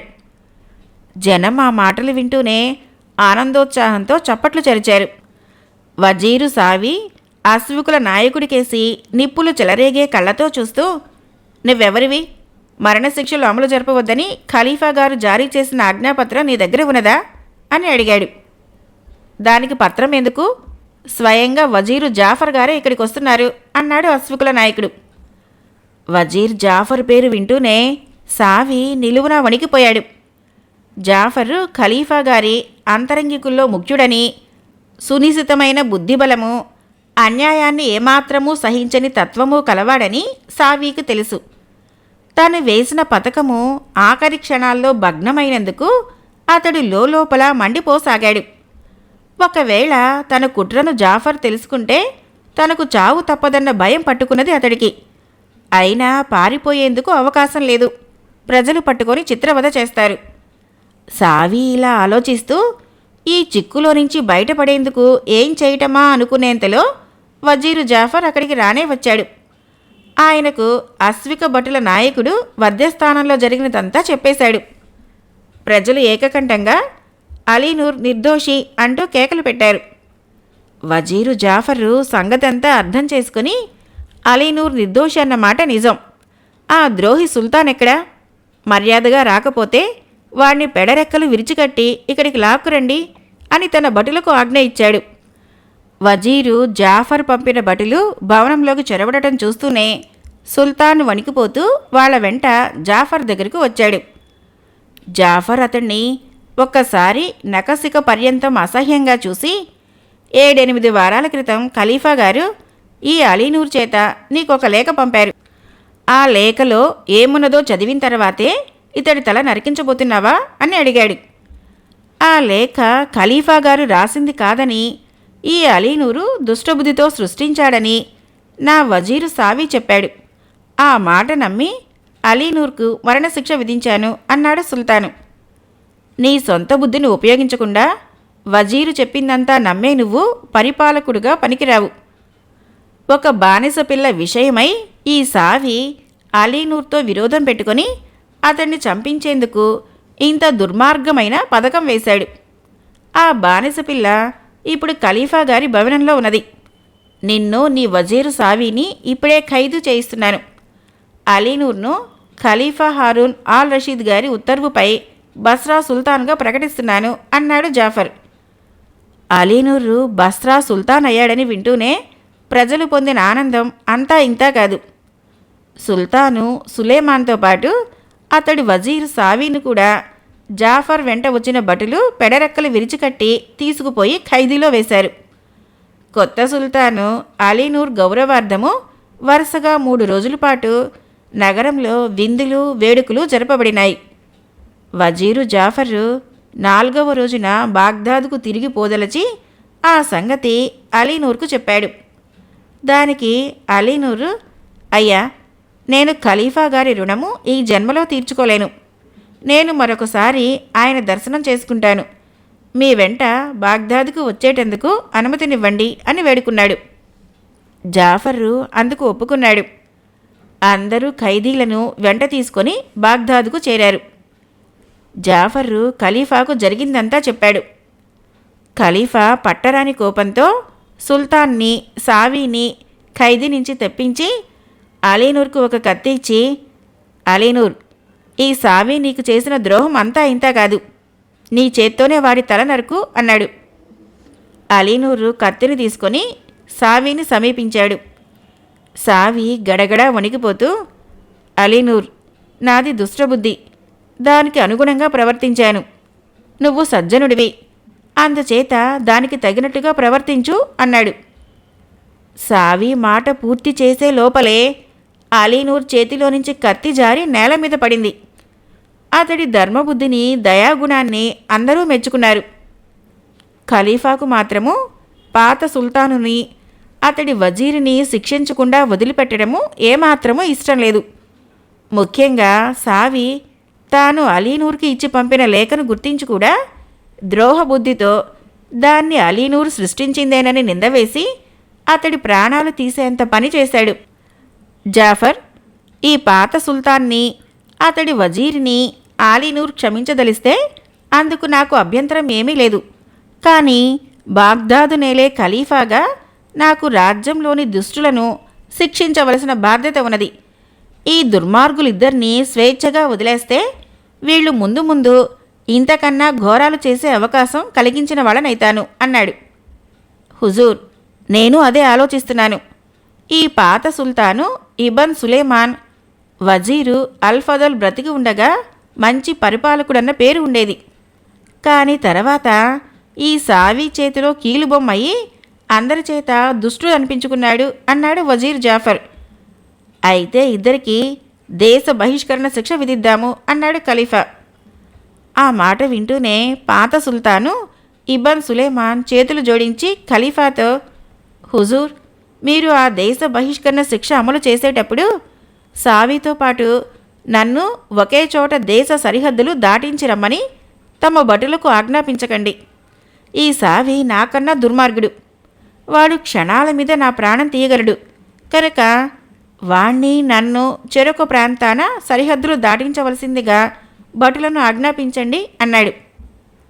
పరమ దుర్మార్గుణ్ణి చూసి సాదా దుర్మార్గుడు భయపడుతున్నాడన్నమాట అంటూ ఖలీఫా పెద్దగా నవ్వి భటులను పిలిచి వాళ్లకు సావీని, పాత సుల్తాన్ని చూపిస్తూ, వీళ్ళిద్దరికీ దేశ బహిష్కరణ శిక్ష విధించాను.